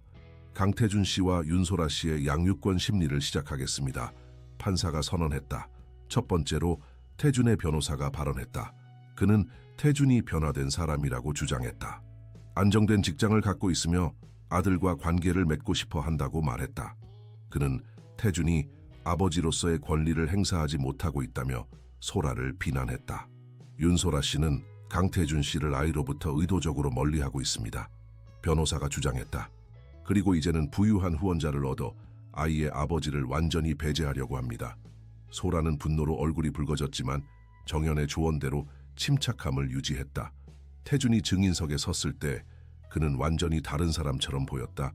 겸손하고 진지한 태도로 그는 과거의 실수를 인정하고 변화하기 위해 노력했다고 말했다.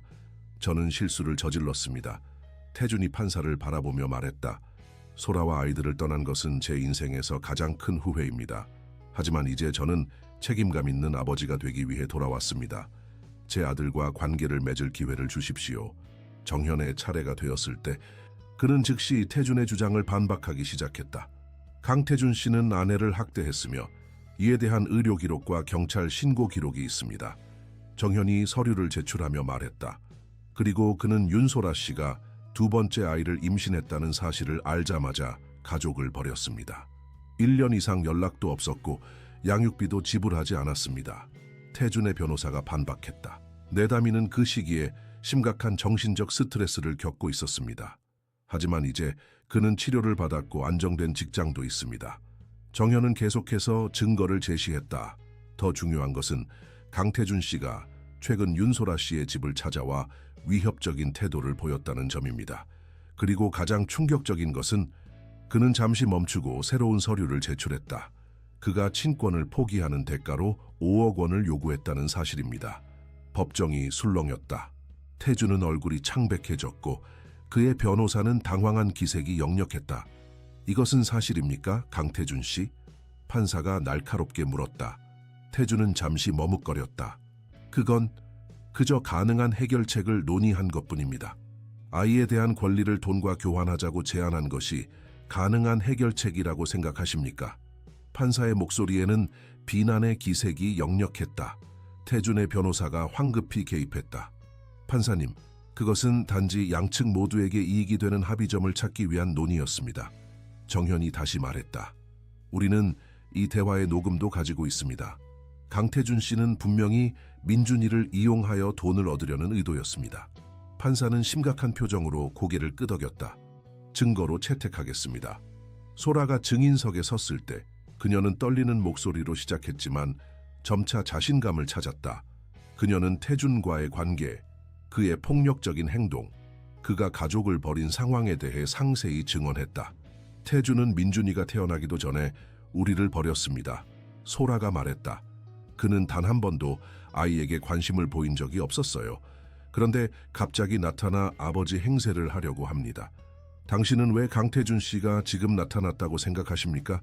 정현이 물었다. 소라는 잠시 생각했다. 제가 안정된 직장을 갖게 되고 준호 씨의 도움으로 상황이 나아지자 나타났습니다. 그리고 그가 원하는 것은 돈뿐입니다. 그는 직접 그렇게 말했어요. 태준의 변호사가 소라에게 질문할 차례가 되었다. 윤소라 씨, 당신은 박준호 씨와 어떤 관계입니까? 소라는 약간 당황했다. 준호 씨는 우리 가족의 친구이자 지원자입니다. 단순한 친구인가요? 변호사가 의미심장하게 물었다. 당신과 박준호 씨 사이에 로맨틱한 관계는 없습니까? 정현이 항의했다. 판사님, 이 질문은 관련이 없습니다. 관련 있습니다, 판사님. 태준의 변호사가 주장했다. 윤소라 씨의 현재 생활 환경을 이해하는 데 중요합니다. 허용합니다. 판사가 말했다. 윤소라 씨 질문에 답해 주세요. 소라는 깊은 숨을 들이쉬었다. 준호 씨와 저는 서로에게 특별한 감정을 가지고 있습니다. 하지만 그것이 제가 좋은 어머니인지 아닌지와 무슨 관련이 있습니까? 당신은 아이들과 함께 박준호 씨의 별장에서 지내고 있지 않습니까? 변호사가 계속해서 물었다. 네, 그렇습니다. 소라가 대답했다. 태준이 우리를 위협한 후 안전을 위해 그곳으로 갔습니다. 그렇다면 당신은 아이들을 데리고 낯선 남자와 함께 살고 있는 겁니까? 변호사가 날카롭게 물었다. 정현이 다시 항의했다. 판사님, 이것은 명백한 인신공격입니다. 동의합니다. 판사가 말했다. 변호사님, 질문의 방향을 바꾸십시오. 하지만 태준의 변호사는 계속해서 소라의 판단력과 부모로서의 적합성에 의문을 제기했다. 그는 소라가 경제적으로 불안정했었고 아이들에게 안정된 환경을 제공하지 못했다는 점을 강조했다. 윤소라 씨는 박준호 씨의 도움 없이는 아이들을 제대로 돌볼 수 없습니다. 변호사가 주장했다. 반면 강태준 씨는 이제 안정된 직장과 주거 환경을 가지고 있습니다. 정현은 즉시 반박했다.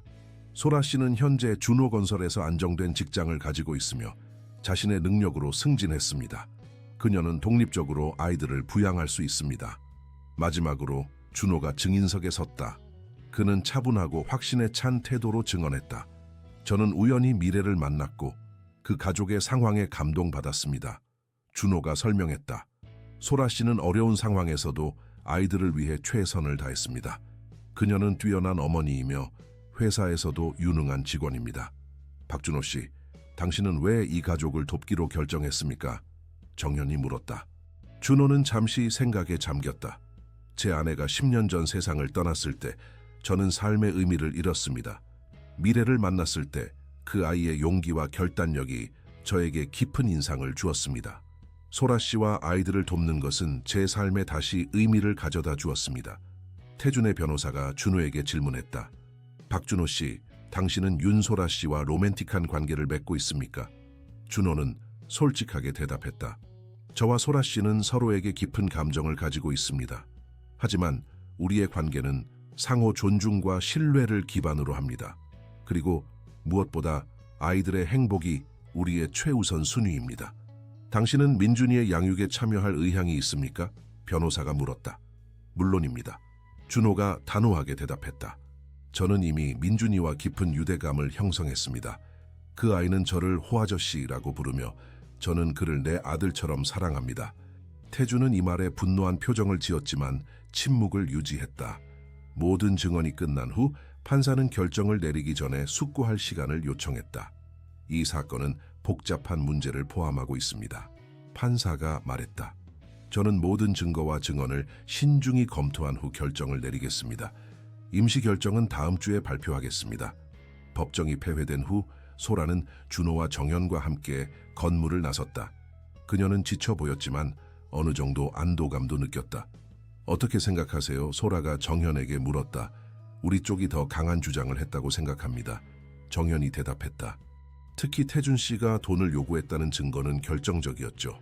하지만 판사님의 결정을 기다려봐야 합니다. 준호는 소라의 어깨를 감싸 안았다. 걱정 마세요. 우리는 최선을 다했습니다. 그들이 주차장으로 걸어가고 있을 때 태준이 그들을 가로막았다. 이게 끝이 아니야, 소라. 그가 위협적으로 말했다. 난 포기하지 않을 거야. 준호가 앞으로 나섰다. 충분합니다, 태준 씨. 더 이상 소라 씨를 괴롭히지 마세요. 태준은 준호를 노려보았다. 당신 같은 사람들은 다 똑같아. 돈으로 모든 걸 살 수 있다고 생각하지? 하지만 내 아들은 살 수 없어. 당신이 진정으로 민준이를 생각한다면 왜 그를 돈과 맞바꾸려 했습니까? 준호가 냉정하게 물었다. 태준은 잠시 말을 잃었다가 이내 분노한 표정으로 다시 말했다. 이건 아직 끝나지 않았어. 내가 어떻게든 아들을 되찾을 거야. 그는 마지막으로 소라를 노려보고는 자리를 떠났다. 그의 말을 신경 쓰지 마세요. 정현이 소라에게 말했다. 그는 그저 당신을 위협하려는 것뿐입니다. 그날 밤 그들은 별장으로 돌아왔다. 미래는 즉시 엄마에게 달려와 껴안았다. 엄마, 어땠어요? 그녀가 걱정스럽게 물었다. 소라는 딸의 머리를 쓰다듬었다.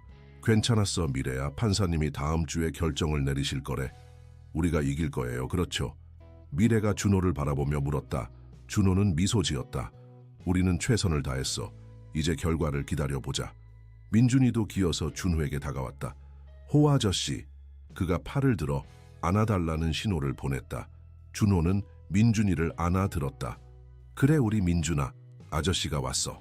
소라는 이 광경을 바라보며 감동했다. 준호와 민준이 사이의 유대감은 진정한 것이었다. 태준이 민준이의 생물학적 아버지일지 모르지만 준호는 이미 민준이의 마음속에 아버지로 자리 잡고 있었다. 일주일이 지나고 법원에서 임시 결정이 내려졌다. 판사는 민준이의 주양육권을 소라에게 부여했으며 태준에게는 한 달에 한 번 감독회에 방문할 수 있는 권리를 주었다. 이것은 좋은 소식입니다, 정현이 말했다. 판사님이 소라 씨의 편을 들어주셨어요. 태준 씨의 방문도 감독회에 이루어지기 때문에 안전합니다. 소라는 안도의 한숨을 내쉬었다. 정말 다행이에요. 하지만 이것은 임시 결정일 뿐입니다. 정현이 상기시켰다. 최종 결정은 몇 달 후에 내려질 거예요. 그때까지 모든 규칙을 철저히 따라야 합니다. 태준이 이 결정을 받아들일까요? 소라가 걱정스럽게 물었다. 그는 선택권이 없습니다. 정현이 단호하게 말했다. 만약 법원의 결정을 따르지 않으면 모든 방문 권리를 잃을 수 있어요. 그날 저녁 소라와 준호는 임시 결정을 축하하기 위해 별장 정원에서 작은 파티를 열었다. 미래는 신나게 뛰어다녔고 민준이는 이제 걸음마를 완벽하게 익혀 준호를 쫓아다녔다. 우리가 이겼어요. 미래가 기뻐하며 말했다. 아직 완전히 이긴 건 아니야, 미래야. 소라가 설명했다. 하지만 좋은 시작이지. 준호는 와인잔을 들어 소라에게 건넸다. 당신의 용기에 건배합시다. 소라는 미소 지으며 잔을 받았다. 당신의 지지가 없었다면 불가능했을 거예요. 그들이 정원에 앉아 있을 때 미래가 종이 한 장을 들고 다가왔다. 엄마, 준호 아저씨, 제가 쓴 이야기예요. 그녀가 자랑스럽게 말했다. 들어보실래요? 물론이지. 소라가 대답했다. 미래는 종이를 펼쳤다. 용감한 가족이라는 제목이에요. 옛날 옛적에 한 작은 가족이 있었어요. 엄마와 딸, 그리고 아기 동생이요. 그들은 많은 어려움을 겪었지만 서로를 사랑하고 보호했어요. 어느 날 한 친절한 기사가 그들을 도와주기로 했어요. 그는 가족에게 안전한 집을 주고 엄마가 다시 강해질 수 있도록 도왔어요. 미래의 이야기는 계속되었고 소라와 준호는 감동의 눈물을 참으며 들었다. 이야기는 분명히 그들의 경험을 바탕으로 한 것이었지만 미래의 상상력으로 아름답게 재해석되었다. 그리고 나쁜 마법사가 돌아와 아기를 데려가려 했을 때 기사와 엄마는 함께 싸워 가족을 지켰어요. 그들은 모두 행복하게 살았답니다. 끝. 준호는 박수를 쳤다. 미래야, 정말 아름다운 이야기야. 너는 타고난 작가구나. 미래는 부끄러운 듯 미소 지었다. 정말요? 언젠가 진짜 책을 쓰고 싶어요. 넌 반드시 그렇게 될 거야. 소라가 확신에 찬 목소리로 말했다.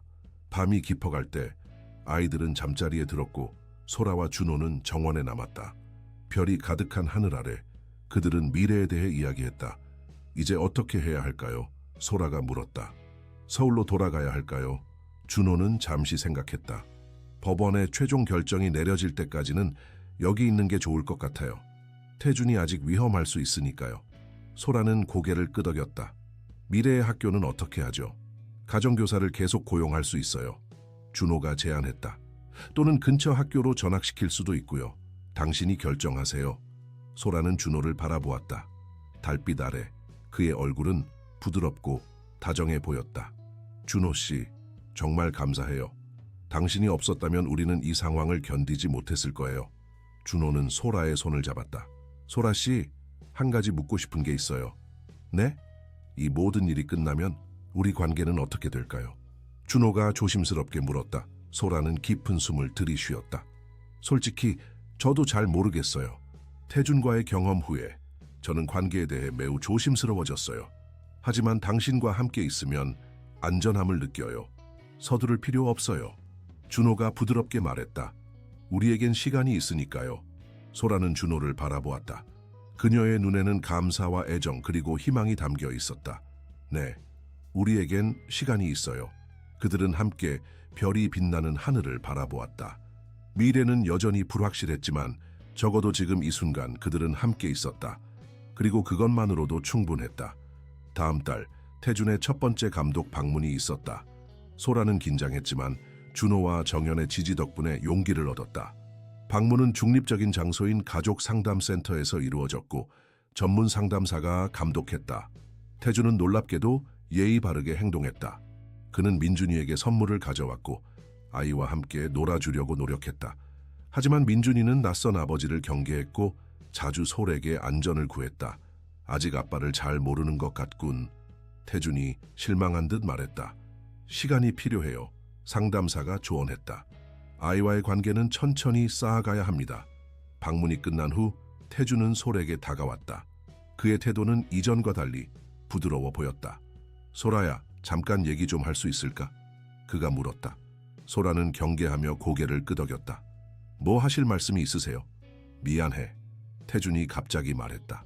내가 너와 아이들에게 한 모든 일에 대해 정말 미안해. 소라는 놀랐다. 태준이 사과하는 것은 처음이었다. 왜 갑자기? 오늘 민준이를 보니까 내가 얼마나 많은 것을 놓쳤는지 깨달았어. 태준이 말했다. 그리고 네가 얼마나 훌륭하게 아이들을 키웠는지도. 소라는 말을 잇지 못했다. 이것이 진심인지 아니면 또 다른 조작인지 판단하기 어려웠다. 난 정말로 바뀌고 싶어, 소라야. 태준이 계속했다. 민준이의 인생에 참여하고 싶어. 좋은 아버지가 되고 싶어. 태준 씨, 당신의 마음이 바뀌었다면 다행이에요. 소라가 조심스럽게 말했다. 하지만 이해해 주세요. 우리는 많은 상처를 입었어요. 신뢰를 회복하려면 시간이 필요해요. 태준은 고개를 끄덕였다. 이해해. 난 기다릴게. 그리고 박준호에 대해서도 미안해. 그는 좋은 사람인 것 같아. 소라는 여전히 의심스러웠지만 태준의 태도 변화는 분명해 보였다. 법원의 규칙을 따라주세요. 그게 아이들을 위한 최선의 방법이에요. 태준은 고개를 끄덕이고 떠났다. 소라가 준호에게 이 대화를 이야기했을 때 그는 신중한 반응을 보였다. 갑작스러운 변화네요. 준호가 말했다. 진심일 수도 있지만 조심하는 게 좋을 것 같아요. 저도 그렇게 생각해요. 소라가 동의했다. 하지만 만약 그가 정말 변했다면 민준이에게는 좋은 일일 수도 있어요. 준호는 소라의 손을 잡았다. 당신의 판단을 믿어요. 그리고 어떤 일이 있어도 저는 당신과 아이들 곁에 있을 거예요. 소라는 준호를 바라보았다. 그의 눈에는 변함없는 지지와 사랑이 담겨 있었다. 그녀는 비로소 이해했다. 진정한 사랑은 소유하려는 것이 아니라 지지하고 존중하는 것이었다. 태준은 그녀를 통제하려 했지만 준호는 그녀가 스스로 강해질 수 있도록 도왔다. 준호 씨, 소라가 조용히 말했다. 이 모든 일이 끝나면 우리 가족으로 함께할 수 있을까요? 준호의 눈이 놀라움과 기쁨으로 빛났다. 정말 그러고 싶어요, 소라 씨. 당신과 아이들은 이미 제 마음속에서 가족이에요. 소라는 미소 지었다. 아직 많은 어려움이 남아 있었지만 이제 그녀는 혼자가 아니었다. 그리고 그것이 가장 중요했다. 여름이 가고 가을이 왔다. 울창한 숲속 별장 주변의 나무들은 붉고 노란색으로 물들었다. 지난 몇 달 동안 많은 것이 변했다. 태주는 정기적으로 민준이를 방문했고 놀랍게도 법원의 규칙을 철저히 지켰다. 그는 항상 제 시간에 도착했고 민준이에게 인내심을 보였으며 솔에게도 존중을 표했다. 민준이는 서서히 아버지에게 익숙해지기 시작했다. 처음에는 낯설어 했지만 이제는 태준이 오면 반갑게 맞이했다. 미래는 여전히 아버지를 경계했지만 소라의 격려로 조금씩 마음을 열기 시작했다. 소라와 준호의 관계도 깊어졌다. 그들은 서로에 대한 감정을 더 이상 숨기지 않았고 아이들도 이 새로운 관계를 자연스럽게 받아들였다. 미래는 특히 준호를 새 아빠로 생각하기 시작했다. 어느 평화로운 토요일 아침, 소라는 별장 부엌에서 아침 식사를 준비하고 있었다. 미래는 거실에서 책을 읽고 있었고 민준이는 이제 뛰어다니며 놀고 있었다. 준호는 전날 밤 회사 일로 서울에 갔다가 아침 일찍 돌아올 예정이었다. 초인종 소리에 소라는 미소 지었다. 준호 씨가 오셨나 보다. 그녀가 문을 열었을 때 준호 대신 태준이 서 있었다. 소라는 놀랐다. 오늘은 방문일이 아니었다. 태준 씨, 무슨 일이세요? 오늘은 방문 날이 아닌데요. 태준은 어색하게 미소 지었다. 안녕 소라야. 미안하지만 급한 일이 생겨서 왔어. 민준이 좀 볼 수 있을까? 소라는 망설였다. 법원 명령에 따르면 알아. 태준이 서둘러 말했다. 하지만 특별한 상황이야. 내일 중요한 출장을 가야 해서 몇 주 동안 민준이를 못 볼 것 같아. 그래서 오늘 잠깐이라도 얼굴을 보고 싶었어. 소라는 여전히 확신이 없었지만 태준의 태도가 진정으로 변한 것 같았기에 마음이 약해졌다. 잠시만이에요. 준호 씨가 곧 도착할 거예요. 태준은 고개를 끄덕였다. 고마워. 그가 들어오자 민준이가 반갑게 달려왔다. 아빠, 태준은 미소 지으며 아들을 안아들었다. 우리 민준이 잘 지냈어? 미래는 거실에서 나와 조심스럽게 태준을 바라보았다. 안녕하세요. 태준은 미래에게도 미소 지었다. 안녕 미래야, 너도 잘 지냈니? 미래는 짧게 고개를 끄덕이고 소라 옆으로 다가갔다. 태준은 민준이와 함께 거실에서 놀기 시작했다. 그는 아이에게 작은 장난감차를 선물했고 민준이는 기뻐하며 가지고 놀았다. 소라는 부엌에서 커피를 준비하며 거실을 지켜보았다. 태준의 변화는 진정해 보였다. 그는 더 이상 화를 내거나 위협적인 태도를 보이지 않았다. 대신 그는 인내심을 가지고 아이들과 상호작용했다. 소라야, 커피 한잔 할래? 태준이 친근하게 물었다. 소라는 고개를 끄덕이고 커피 2잔을 들고 거실로 왔다. 그녀는 태준에게 한 잔을 건넸고 그는 감사하게 받았다. 민준이가 정말 많이 컸네.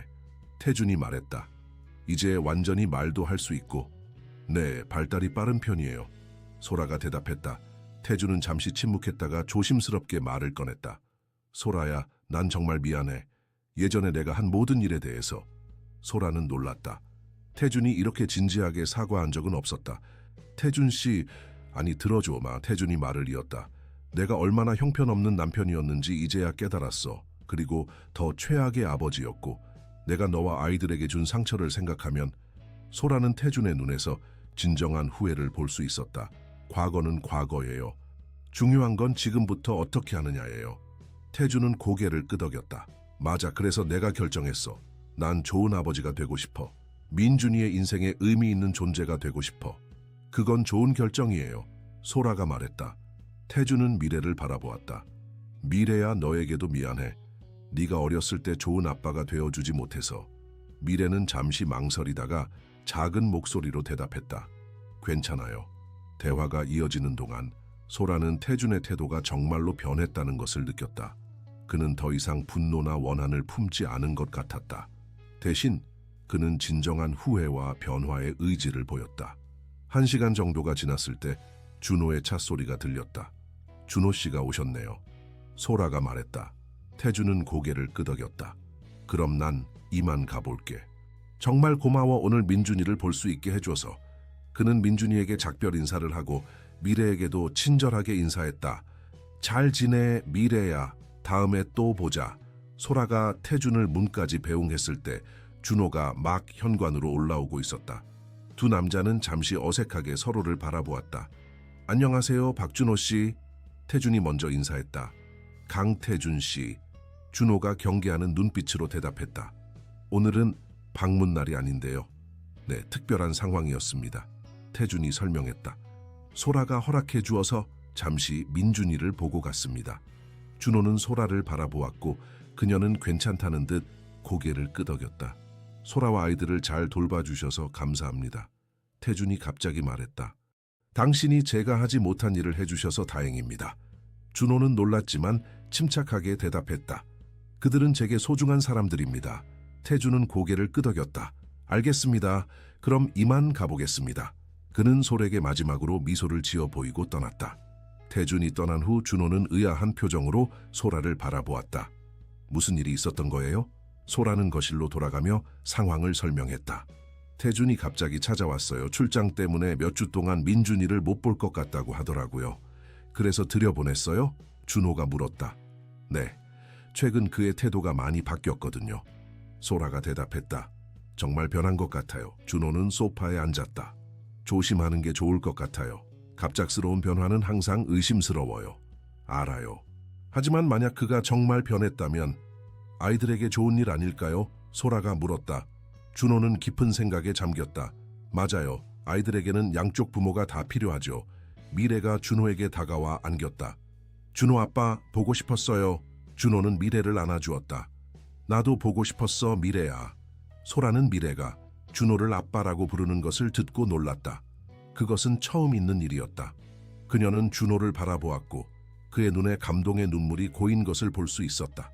그날 저녁 아이들이 잠든 후 소라와 준호는 발코니에 앉아 이야기를 나눴다.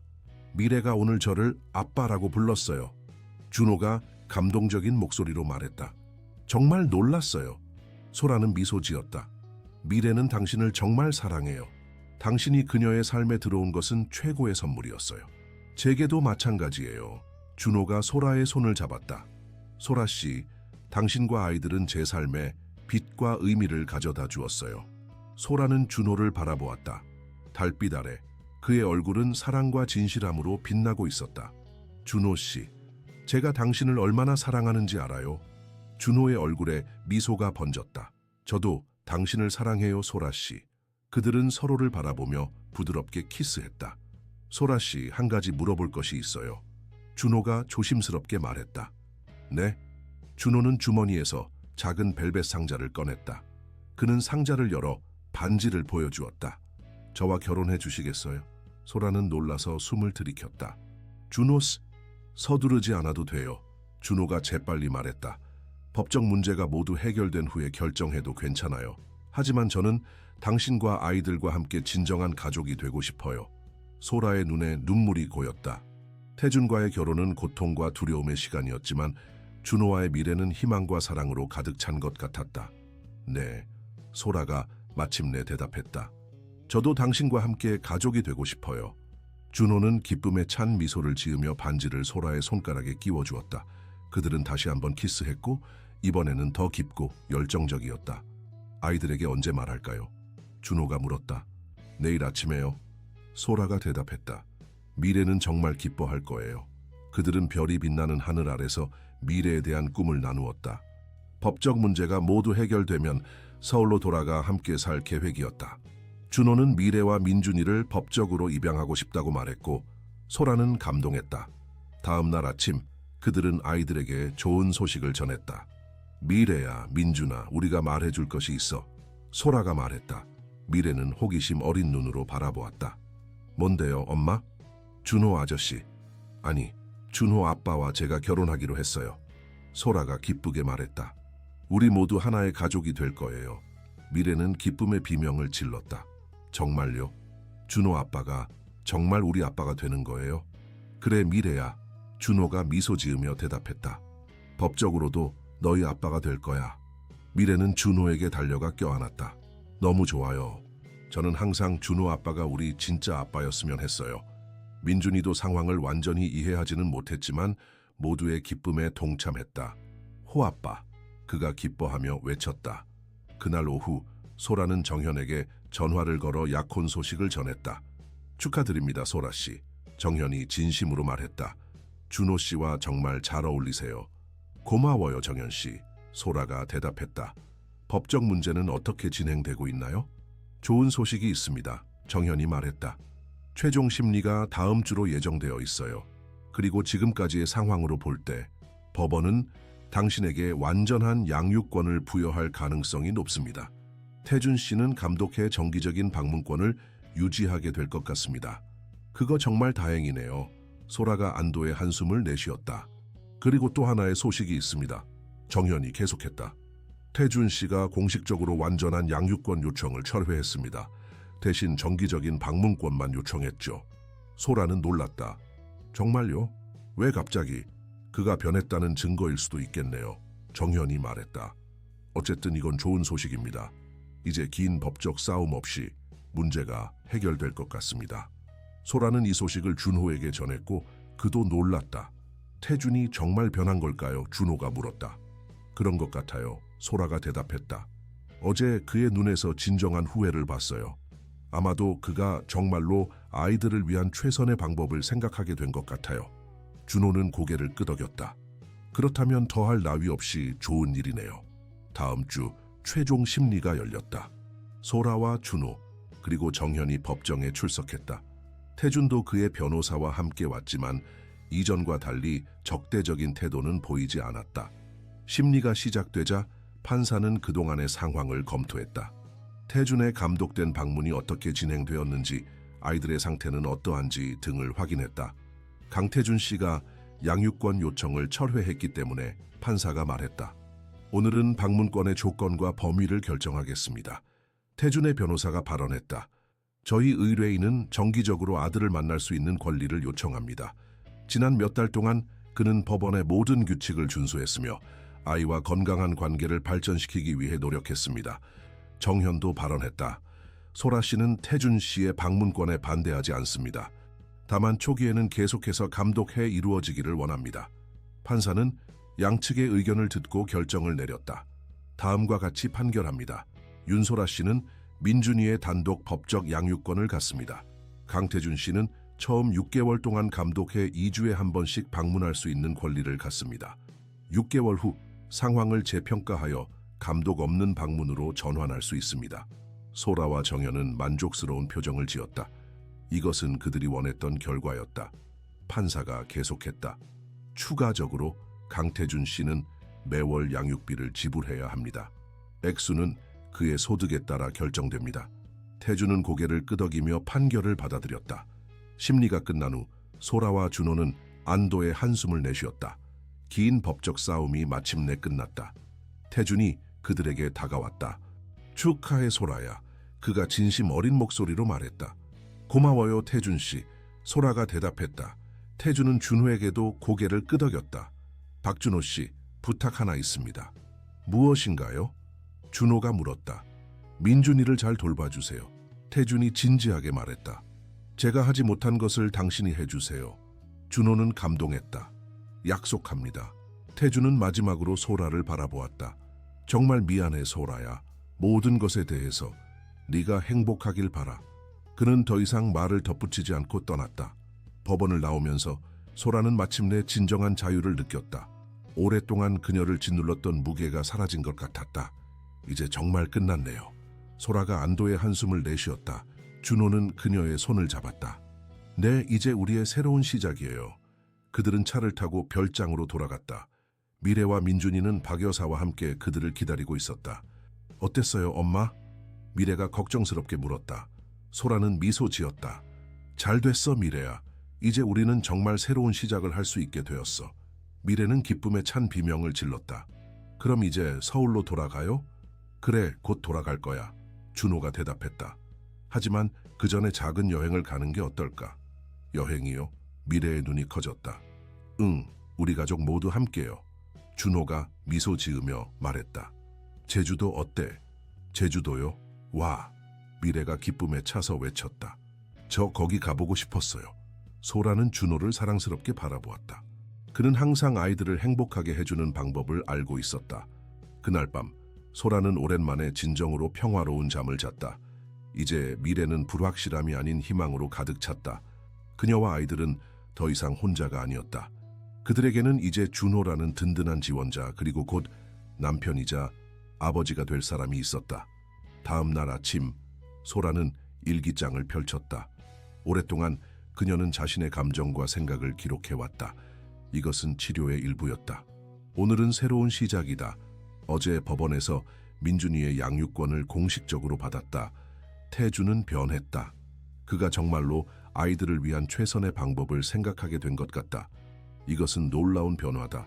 준호와 나는 결혼하기로 했다. 그는 내 인생에서 만난 가장 놀라운 사람이다. 그는 나와 아이들에게 희망과 사랑을 가져다 주었다. 미래는 이미 그를 아빠라고 부른다. 민준이도 그를 사랑한다. 때로는 가장 어두운 순간 후에 가장 밝은 빛이 온다고 한다. 내 경우에는 정말 그랬다. 다리 밑에서 살던 그 절망적인 밤, 미래가 약국에 들어가 낯선 사람에게 도움을 청했을 때 우리 모두의 삶이 영원히 바뀌었다. 미래의 단순한 약속, 내일 갚을게요 라는 말이 우리의 운명을 바꾸었다. 때로는 가장 작은 행동이 가장 큰 변화를 가져온다.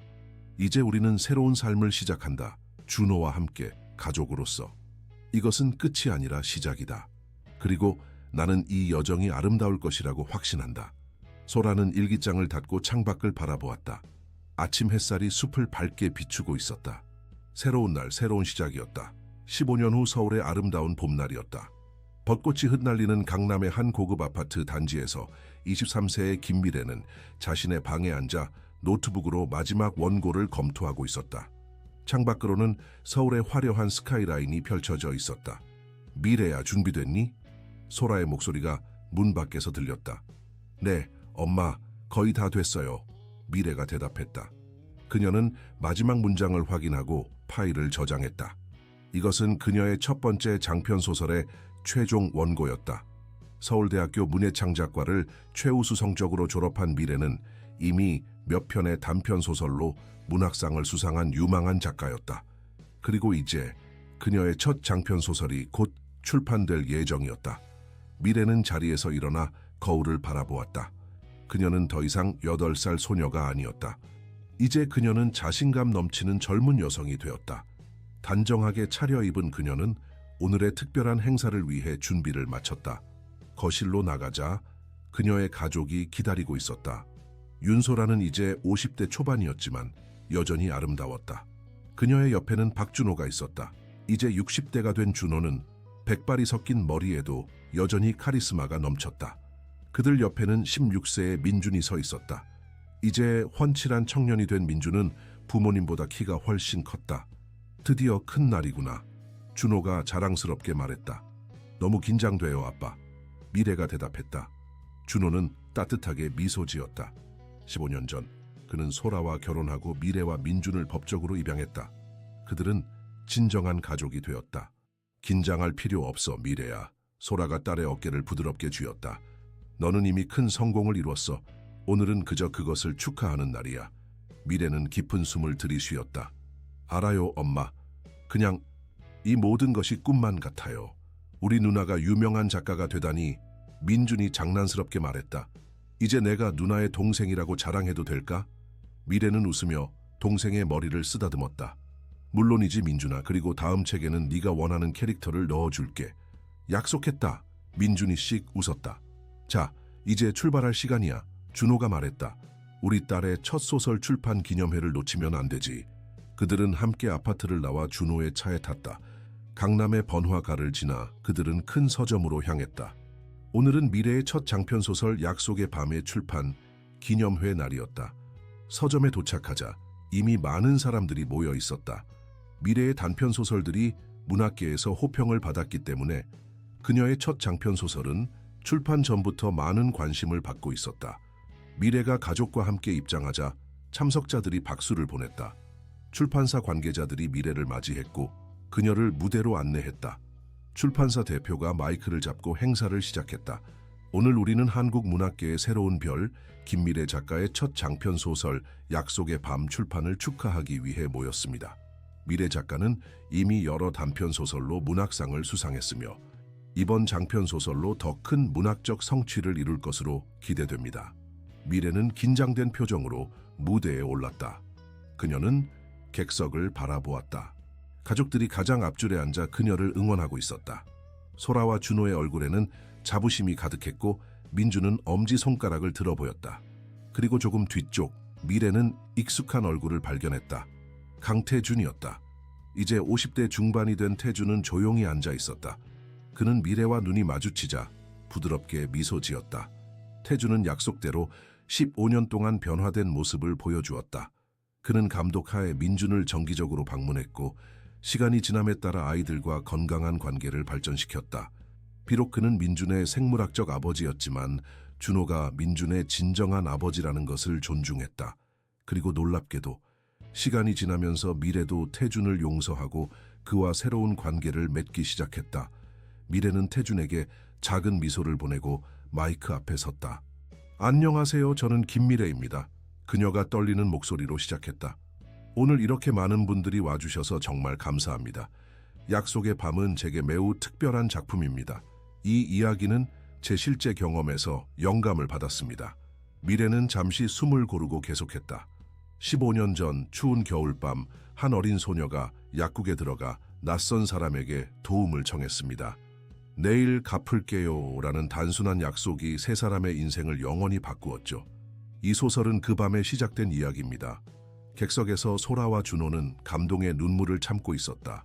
그들은 그 운명적인 밤을 생생히 기억했다. 이 소설은 약속의 힘에 관한 이야기입니다. 미래가 계속했다. 작은 약속이 어떻게 큰 변화를 가져올 수 있는지, 낯선 사람들이 어떻게 가족이 될 수 있는지에 대한 이야기죠. 그리고 무엇보다 희망에 관한 이야기입니다. 가장 어두운 순간에도 희망은 존재한다는 것을 보여주고 싶었습니다. 미래는 자신의 가족을 바라보았다. 이 소설을 제 가족에게 바칩니다.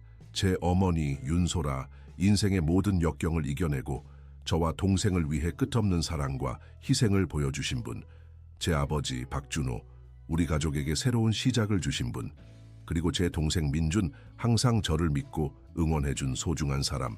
그녀는 잠시 멈추고 태준을 바라보았다. 그리고 모든 관계는 회복될 수 있다는 것을 가르쳐 주신 분들께도 감사드립니다. 미래는 책을 들어 올렸다. 약속의 밤이 여러분에게 희망과 용기를 줄 수 있기를 바랍니다. 감사합니다. 관객들은 열렬한 박수를 보냈다. 이어서 미래는 책 낭독을 시작했다. 그녀의 목소리는 처음에는 떨렸지만 이야기에 빠져들면서 점점 자신감을 찾았다. 낭독이 끝난 후 사인회가 시작되었다. 많은 독자들이 줄을 서서 미래의 사인을 받았다. 미래는 각각의 독자에게 따뜻한 미소와 함께 책에 사인을 해주었다. 사인회가 거의 끝나갈 무렵 한 노인이 미래 앞에 섰다. 그는 약 70대로 보였고 따뜻한 미소를 짓고 있었다. 안녕하세요, 미래 씨. 노인이 말했다. 미래는 고개를 들어 노인을 바라보았다. 그의 얼굴이 어딘가 익숙했지만 정확히 기억나지 않았다. 안녕하세요. 미래가 미소 지으며 대답했다. 책에 누구의 이름으로 사인해 드릴까요? 이름은 김동현입니다. 노인이 말했다. 하지만 그보다 먼저 당신에게 보여드릴 것이 있어요. 그는 주머니에서 오래된 영수증 하나를 꺼냈다. 이것을 기억하나요? 미래는 영수증을 자세히 보았다. 그것은 15년 전 날짜가 찍힌 약국 영수증이었다. 갑자기 그녀의 눈이 커졌다. 당신은 그 약국에 미래가 놀라서 말했다. 노인은 미소 지었다. 네, 저는 15년 전 그날 밤 약국에 있었던 약사입니다. 당신이 들어와서 처방전을 내밀고 내일 갚을게요 라고 말했던 그 밤을 잊을 수 없어요. 미래의 눈에 눈물이 고였다. 기억나요? 제가 준호 아버지를 만난 그 밤이요.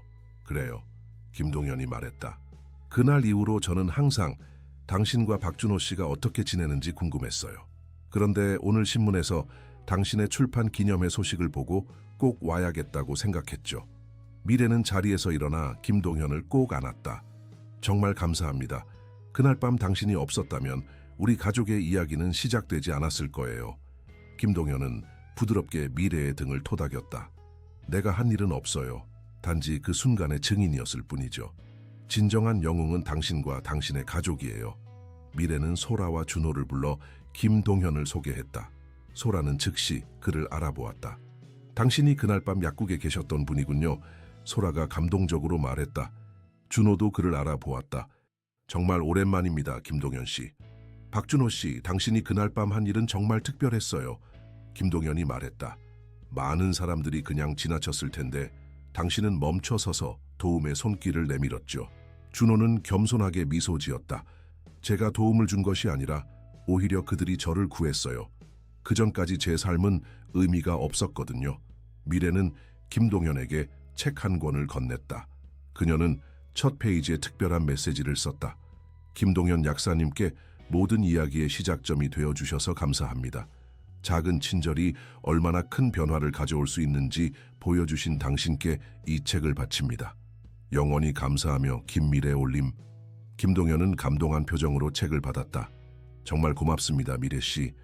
이 책은 제 인생에서 가장 소중한 보물이 될 것 같네요. 행사가 끝난 후 미래의 가족과 김동현 그리고 태준은 함께 근처 레스토랑으로 갔다. 그들은 15년 전의 그 운명적인 밤에 대해 이야기하며 시간을 보냈다. 그날 밤 제가 얼마나 두려웠는지 기억나요? 미래가 웃으며 말했다. 하지만 엄마와 민준이를 위해서 용기를 내야 했죠. 넌 항상 용감했어, 미래야. 소라가 딸의 손을 잡았다. 네가 없었다면 우리는 그 상황에서 벗어나지 못했을 거야. 태준은 조용히 듣고 있다가 말했다. 저도 감사드립니다. 제가 많은 실수를 했지만 여러분이 민준이와 저의 관계를 허락해 주셔서요. 준호는 태준을 바라보았다. 이제 그들 사이에는 더 이상 적대감이 없었다. 우리 모두 실수를 합니다, 태준 씨. 중요한 것은 그 후에 어떻게 행동하느냐죠. 민준은 생물학적 아버지와 양아버지를 번갈아 바라보았다.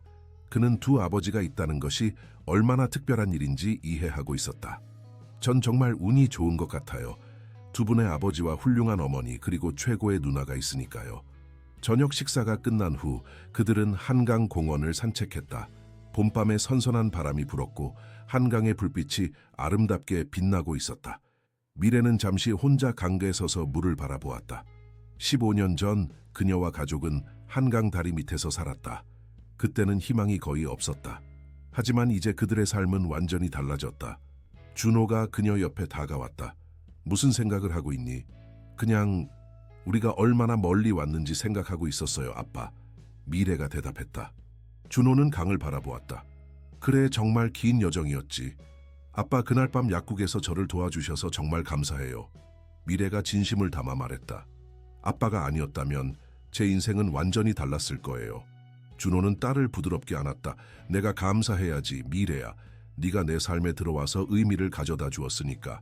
잠시 후 소라와 민준, 태준도 그들에게 합류했다. 그들은 함께 서서 한강의 야경을 바라보았다. 이제 다음은 뭐니, 미래야? 태준이 물었다. 두 번째 소설을 쓸 계획이 있어? 미래는 미소 지었다. 네, 이미 구상 중이에요. 이번에는 용서와 화해에 관한 이야기예요. 틀림없이 멋진 작품이 될 거야. 소라가 확신에 찬 목소리로 말했다. 그들이 함께 밤하늘을 바라보고 있을 때 미래는 문득 자신의 어린 시절 약속을 생각했다.